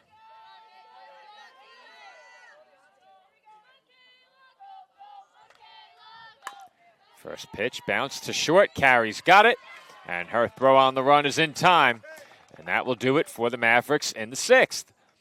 It's a quick 1-2-3 inning for Marina Grenier, who has now thrown over 110 pitches.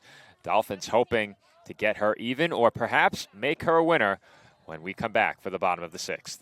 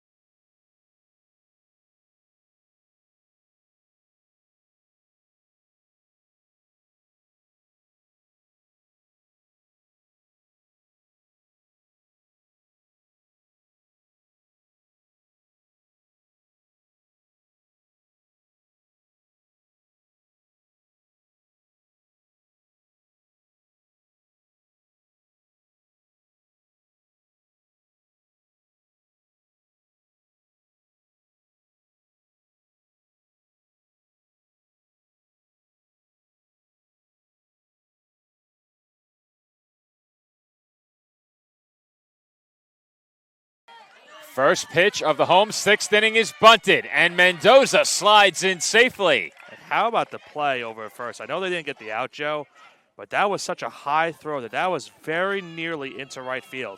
Very close. Mylene Mendoza with a leadoff bunt single. And Nick, I think there's a good chance that sets up a bunt attempt from Kaylee Carey. I think you are correct. And we'll look at the replay right here. That is a tremendous catch over at first by the second baseman.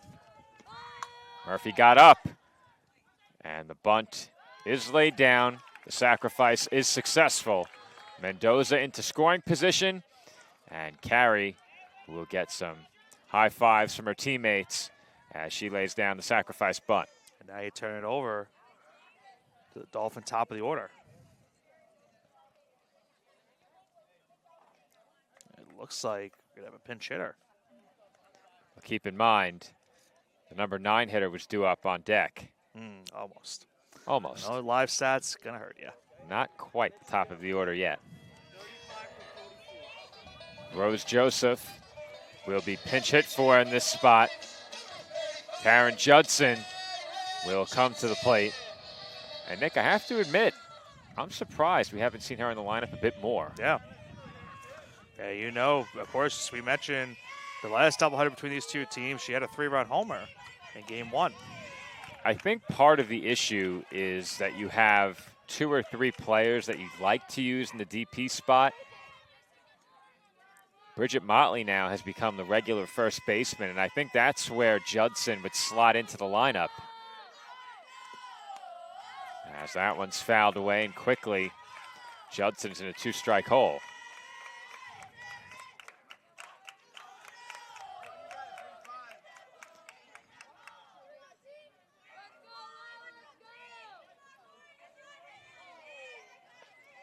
The 0-2, low and in. Meanwhile, Lauren McSweeney is the new pitcher for the Mavericks. She was immediately greeted by that bunt attempt from Mendoza. Didn't get a chance to mention that. Preserving our bandwidth, we do not have the stats, though I think having the page open would probably be okay. It's not a live bandwidth requiring page, but we've been free of the red triangle of doom for a while now. Let's keep it that way. Yeah, we had it for a split second, but it went away. Judson held up on 2-2, and over to third goes Mendoza. That is a big, wild pitch. Yeah, I thought initially it was a foul ball by the plate, but you're right. Didn't make contact. She held up the swing, and now runner over to third. The 3-2 is hit deep to center. That will get the run in. And the wild pitch will prove costly. As the tying run comes in to score, it's a sacrifice fly for Taryn Judson, and the Dolphins have come back to get even at 5. A tremendous job by this team. And heads up base running by Mendoza to go over to third base. And Judson does the trick, comes off the bench. A deep enough fly ball in the center has tied this game 5-5 here in the bottom of the 6th. Well, Nick, I might have to take responsibility for that one. Remember in the early game I said we rarely see wild pitches go to the netting, and if they do, they rebound? Yeah, you did say that. Didn't rebound far enough that time. There's a hard hit grounded to short off the bat of Presley Bourne, and she is quickly retired for the final out of the 6th inning. Jinx Platinum strikes again. Jinx Platinum strikes again. The Dolphins strike for a run in the 6th inning on one base hit. None left, and we head to the 7th, tied at 5.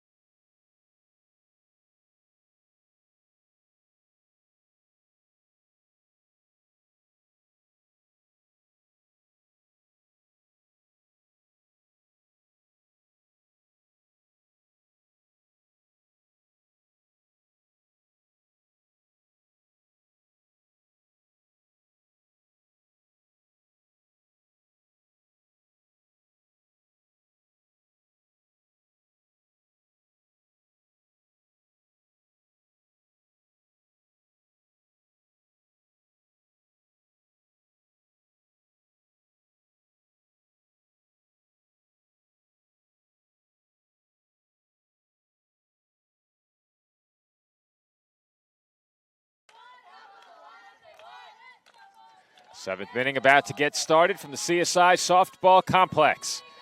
Dolphins have tied the score at 5. They've scored the last 3. And Emma Jackson takes a letter-high strike, 0-1. All I'm going to say is, Joe, it's a good thing the Dolphins were able to clinch it after game 1. The dramatics here, if this was the case, If this was the do-or-die game, yeah.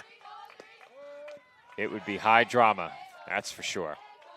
Obviously, you can't check the score out in Rockville, but I'd be very curious to see what that score is. I can. Okay. It's tied at 4 in the 7th. Oh, my goodness. Oh, wow.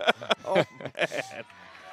D'Youville did the Dolphins a huge break in game 1. Jackson grounds out to begin the 7th, but they sure did, Nick, because if we had tie games in Rockville Center and Staten Island, oh my goodness, boy, that would be something.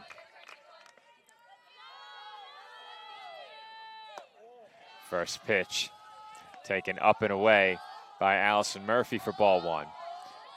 Jackson retired to begin the inning. She's now 2 for 4. Murphy at the plate, 1 for 3. And that's blooped out towards shallow left and caught into the game in left field is Emma O'Neill. And it just seems like the ball finds her in the outfield, doesn't it, Nick? It's as if she has a magnet towards the ball. Well, for those who don't know, I'm a bit... Why you got to bring that up? I'm a bit of a skeptic when it comes to pro sports. Many years ago, to keep it short, there was an NBA commercial where magician David Blaine said, "It's not magic, it's magnets." And then he proceeds to throw the ball in from half court. After watching that R.J. Barrett shot last night, the first thing I said, it's not magic, it's magnets. Game 7. 3 Game 7s in the first round. Not the Knicks. Not the Knicks, that's right. As that's hit down the right field line. Ooh. Foul ball. Just missed. Just barely. Good thing I wasn't making that call from here, Nick. Good thing you were making that call from yesterday, considering the angle you had for right field. Well, I couldn't see right field yesterday. Yeah. We're lucky all of us fit in that press box. That is true. The 0-2 to Miller, hit toward the gap in right center, and that's down for a base hit.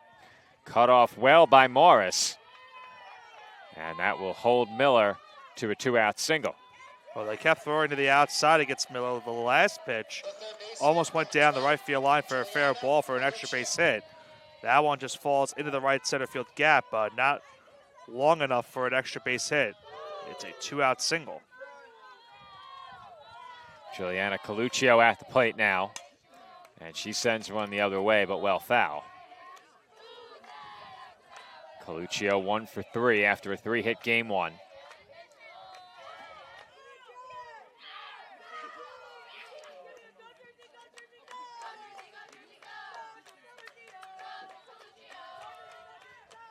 See how much attention the Dolphins pay to Miller over at first. You have to think she's a candidate to run with 2 outs. The 0-1, hit the other way and caught. Motley makes the grab on the backhand, and that will do it for the Mavericks in the 7th. A chance for the Dolphins to walk it off when we come back. Bottom half of the 7th inning coming up with the score tied at 5.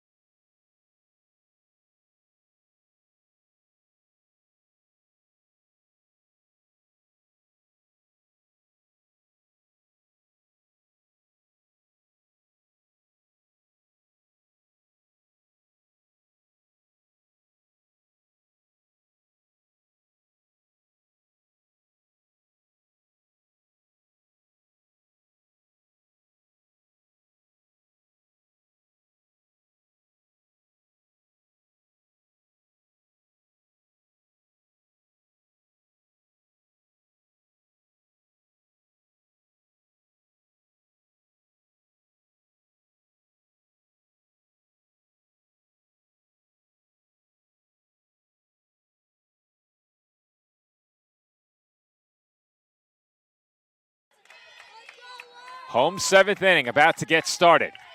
Dolphins and Mavericks tied at 5 as that one is popped up in foul ground and caught by Coluccio for the first out. Madeline Paul retired on 1 pitch to begin the home 7th.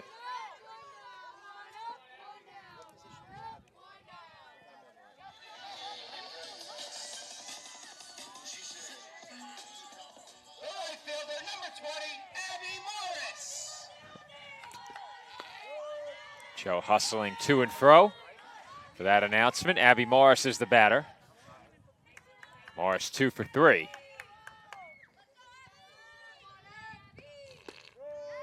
And it's quickly 0-2 on Morris.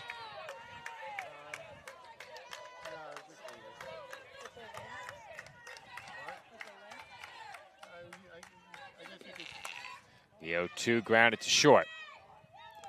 And Morris is retired, 2 away in the 7th. Well, Joe, we are 1 out away from free softball. That one was just for our statistician, Stephanie. She gave me a clap. Just wait until you and I start playing baseball bingo in extra innings. Bridget Motley giving the Dolphins the last chance to end this game without extras. Motley is 1 for 3. And she pops it up. Should be a routine play. Murphy makes the catch. Free softball, Nick. We head to extra innings from the CSI Softball Complex. Dolphins and Mavericks tied at 5.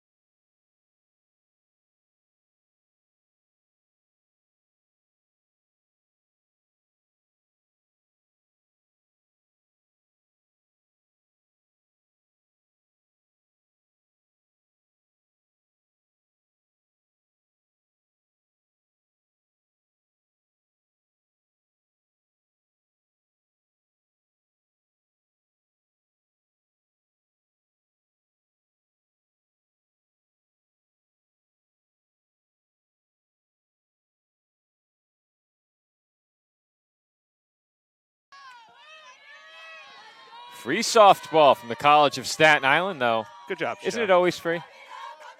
Admission is free. I mean, You can still make it. yeah. There's a line drive to left, foul ball. I guess free in the aspect of extras. The Well, free normally in- scheduled 7 In now regards is to an not 8. paying admission. Sure. It's also a good time to let you know you can get 10% off at Buffalo Wild Wings like we did last night. That was an interesting segue to that. You go from free to 10% off. Not quite the same. That pitch low and away, 1-1. And Joe, you and I just talked about during the break, considering the fact that that game in Rockville is tied 4-4, they might be going to extra innings too in their game. The Dolphins can let out a massive exhale knowing that Malloy already lost game 1 there. Yeah. This is Dylan Ryer at the plate. She's ahead 2-1 now. With the way the internet was, thankfully, we were able to catch that game, the first game, in pitcher. I don't think we would have been able to in the second game. No, no way. Though, the only wow. Now I know why we're struggling. It bumped me onto the Wi-Fi. Oh. That would be why. Not on it anymore. Okay. 2-2. Swung on and missed, strike 3. And Grenier has her 4th strikeout. And I'd like to see what pitch that came on. I believe it was number 126. Now that I'm not on the Wi-Fi, I do not have live stats. That makes sense. Let's go back. Let's go back.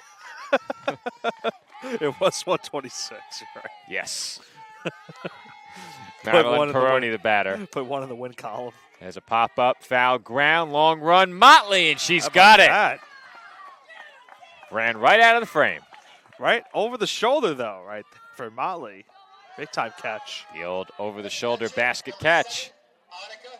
Not quite the basket catch with the two hands. No. Still does the trick regardless. The viewers would have believed me because I couldn't see it. 2 away. And we are unflinching with that first pitch foul ball by Annika DeBrule. Of course. Always. Of course.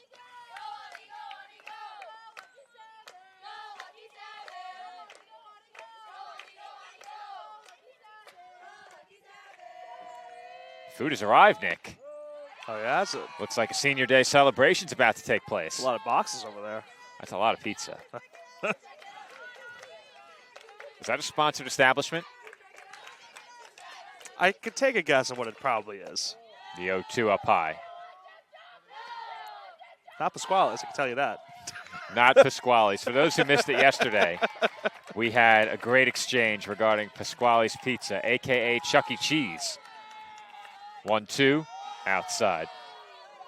I think our Staten Island audience and our Staten Island young adults now, or kids, would be well aware of Chuck E. Cheese. Extra innings in Rockville Center, Nick. Free softball here and in Rockville. Incredible. And Grenier strikes out DeBrule to end the road 7th. Marina Grenier going strong up over 130 pitches. Road 8th. You're right. We head to the home 8th. 5-5 our score.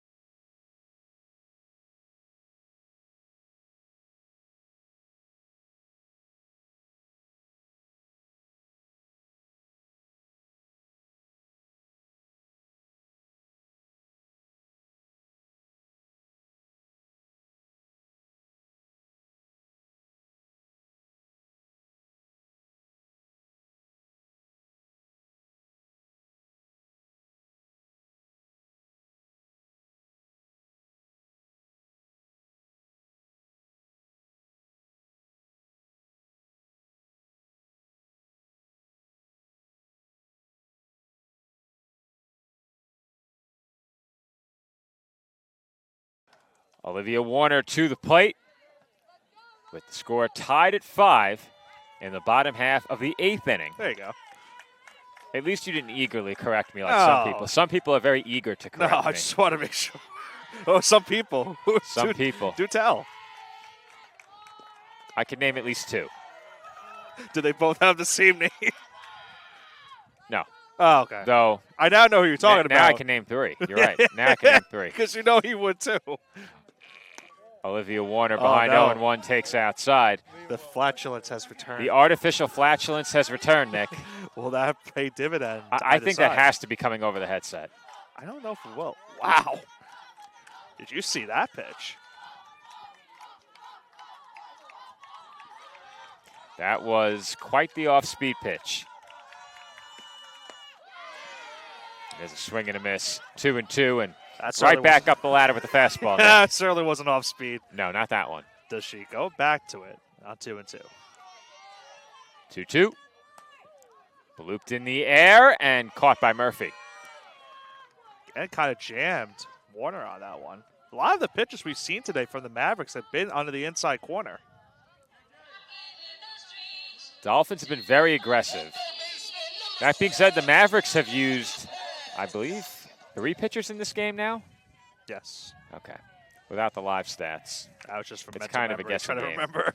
There's another pop-up left side and dropped. I'm not quite sure why Miller called off her third baseman there.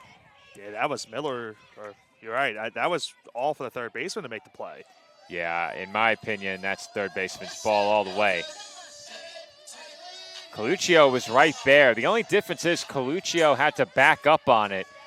Miller was coming down toward the ball, but she had a long way to run. And very nearly Mendoza was able to make the Mavericks pay. That's the first Mavericks error of the game. It puts Lopez on.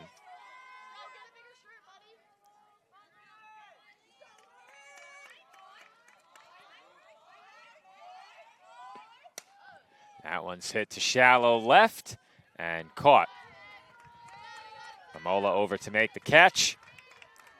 2 gone in the inning. Lopez stays put at first.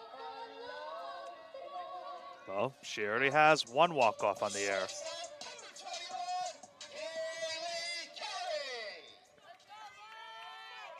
Kaylee Carey to the plate. Wow. And Carey takes a strike. Let's get a radar gun next season. That is incredible, the speed. The 0-1. Bounce toward the hole, left side. Backhanded it short. No play at second. Yeah, no chance right there for either base. Dolphins move the winning run into scoring position and have now matched the Mavericks with 10 hits.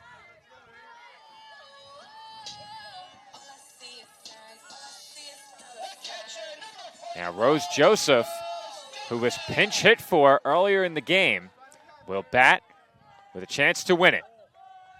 And Joseph takes low and in, ball 1. A big opportunity here for Joseph. And keep in mind, she gets on without bringing home the run, back to the CSI top of the order. This time, I got it right. And there's a foul ball. Meanwhile, we were just notified of a record set in the last half inning. Marina Grenier is now the all-time strikeout leader for a single season at the Division II level. So congratulations to Marina. And she continues to set records this year. Or at the very least reach milestones. As she's arguably thrown in one single game, probably the most pitches we've seen in the Division II era in just singles contests. That game against Malloy. Well, I was about to say, I don't know if you caught that last foul ball. I did. Mike Caffel is not going to overtake me for play of the year. He dropped it. Tough play. The 1-2, foul back.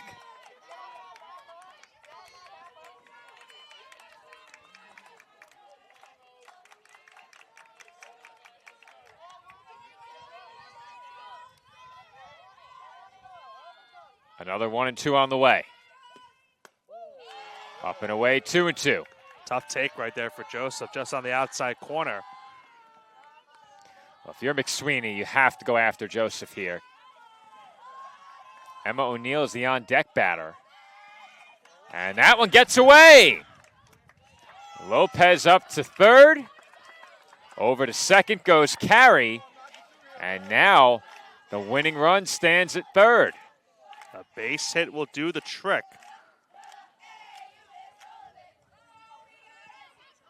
And now the question is, Joe, you have first base open in that spot. And the question's going to be now, I don't think you necessarily try to walk her. You want to get that last strike, but you do have to, the walk doesn't necessarily hurt you now in the spot. 3-2. In there for a called strike 3. What a huge strikeout. McSweeney paints the inside corner, and we head to the 9th. We're running out of scoreboard here at the CSI Softball Complex, all tied at 5 between the Dolphins and Mavericks.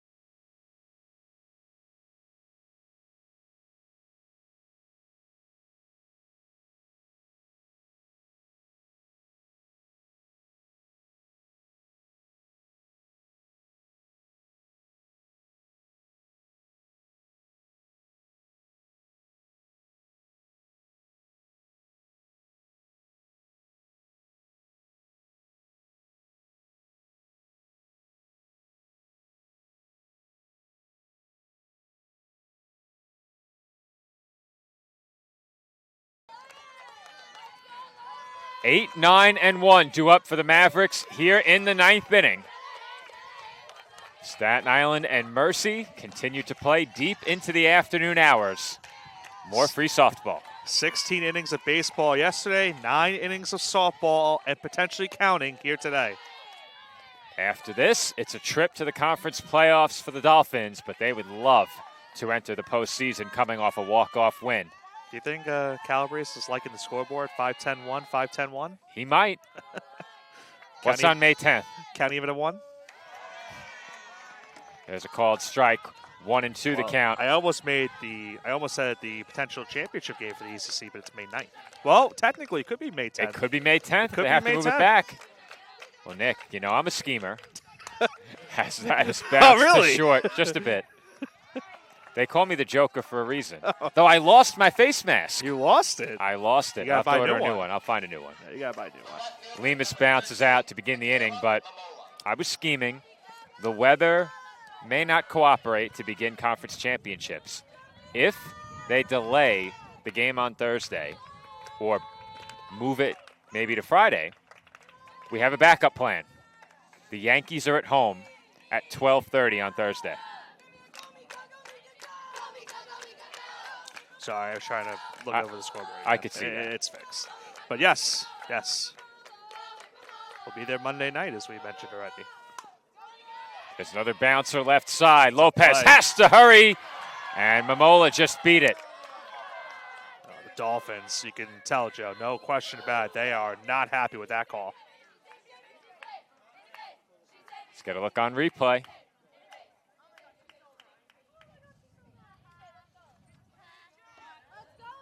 The right fielder, number 3, Emma Jackson.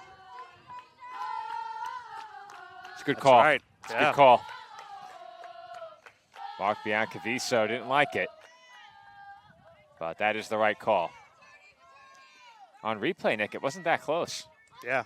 It looked closer Obviously in real time. yeah. It looked closer in real time. It was not that close. 1 out base runner for the Mavericks. Top of the order, Emma Jackson takes a strike. That last pitch, number 139 for Marina Grenier.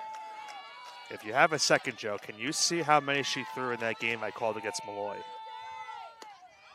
Runner way off of first. And I diving want back to in was say Momola. she was at 150-something pitches in that game. I think I've seen a pitcher throw over 200 in a day. We had the Malloy separate pitcher games. throw 171. And there's a What a sharp play. grounder. Carey with the flip. And the turn is just a bit late. But Kaylee Carey may have saved a run, Nick.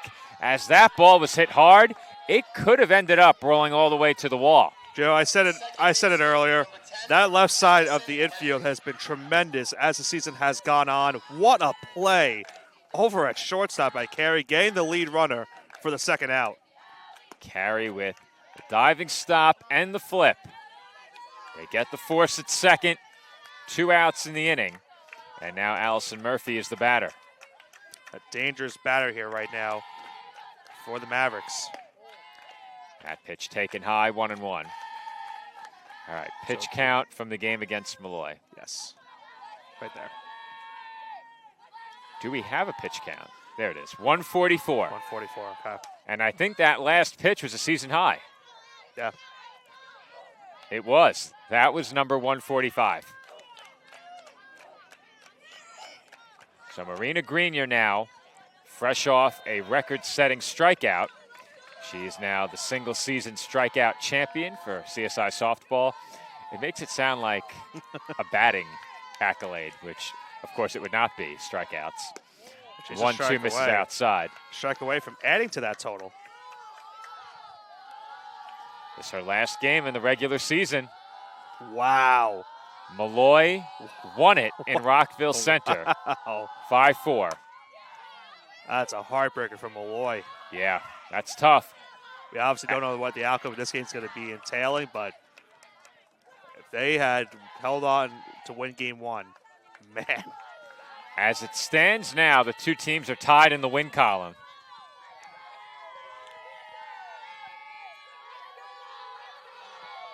Two-two. Hit deep to right center field. Long run. Morris to the warning track. Got it. And she's got it. Abby Morris goes a long way to keep this game tied. The Dolphins will have another chance to walk it off in the bottom of the ninth. Staten Island and Mercy still tied at 5.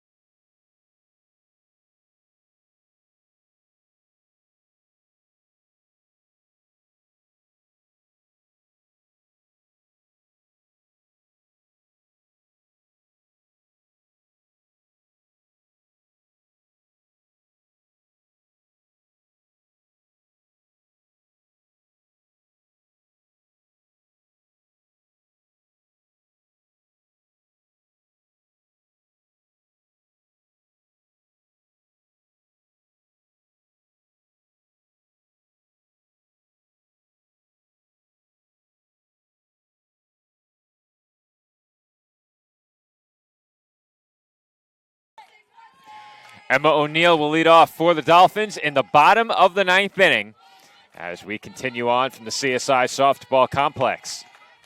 Joe, welcome to 2026 extra innings this season. You didn't get to take part of the That two is I called true. Earlier. O'Neill bunts. Wow. And Murphy's got it. I didn't know if she got it or Sakota got Well, it. we had the old optical illusion. Wow. Sakota dove first. It got by her. Murphy, coming in from second base, was able to field it. What a game this has been, Nick. Running out of daylight. Not really. I might be running out of replay room. That's true. Just for this one game. You might have to clear some replays. I cleared it earlier. Okay, good. Madeline Paul takes high, ball 1. Well, Joe, what a fitting way to end the regular season. Yeah. You know, for those who can't get enough of us, we're still here. The 1-0. Swung on and missed 1-1. Now, pending how the week plays out, if you're so inclined, you might hear from us again on Thursday or Friday. I'll be there. Nick may be there. Joe says he'll be there. As that is bounced through Sakota. Wow. And Paul reaches on the error. We just went from a spectacular play the previous play, and then that one was just a very weird sequence right there. That looked like an easy one for Sakota.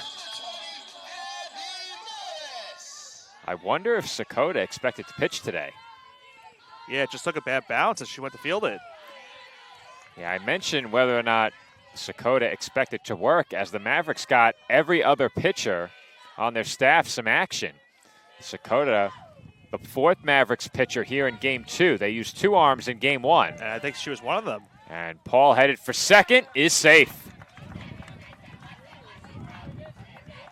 Here comes the wind. We haven't seen this or heard it all day. They want to give Stephanie one last reminder. Wind chill engaged. Well, I promised Stephanie if she's still here in December, I'll get her a custom puffer jacket. There's a grounder to second. Morris is out, and the winning run moves up to third again. Chance for Bridget Motley here. Had that game-tying hit against Malloy in that doubleheader that went to extra innings earlier this season. Can she get the walk-off this time around?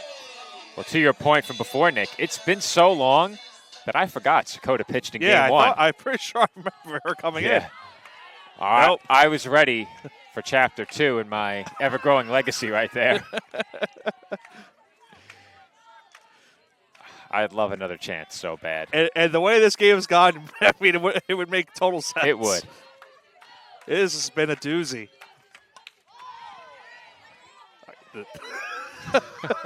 The count 0-2 on Bridget Motley. A base hit, Surely. Wins it for the Dolphins. And out, and on to the 10th we go. The traditional extra innings. Wow. Here comes Paul! And she's safe!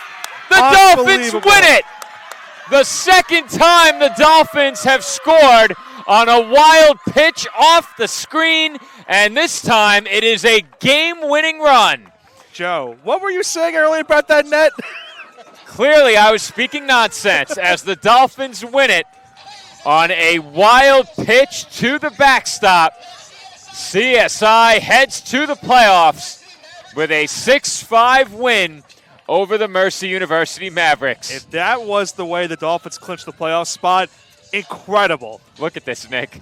There is a canine in the high five line. Why not? Why not? We saw some Tuesday at Citi Field. It was barking the park on Tuesday. Was. It was.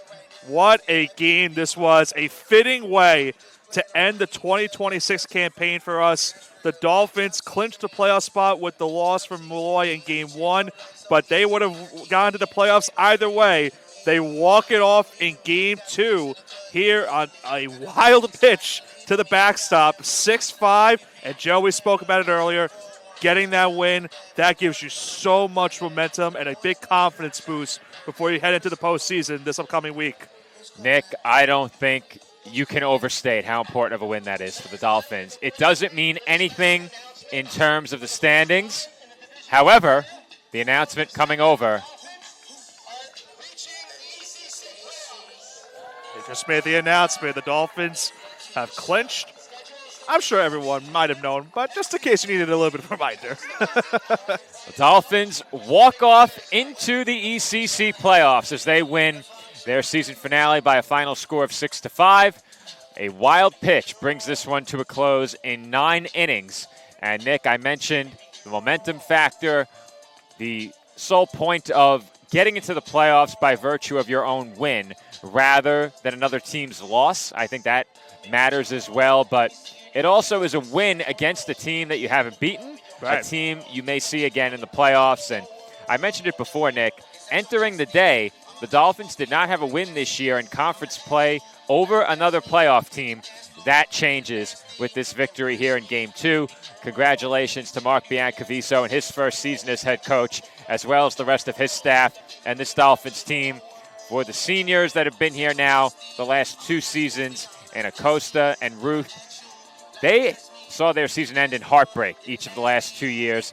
They will get their first taste of playoff softball later next week. But, Nick, for you and I, this is the final time we sign off here on Flow College this season.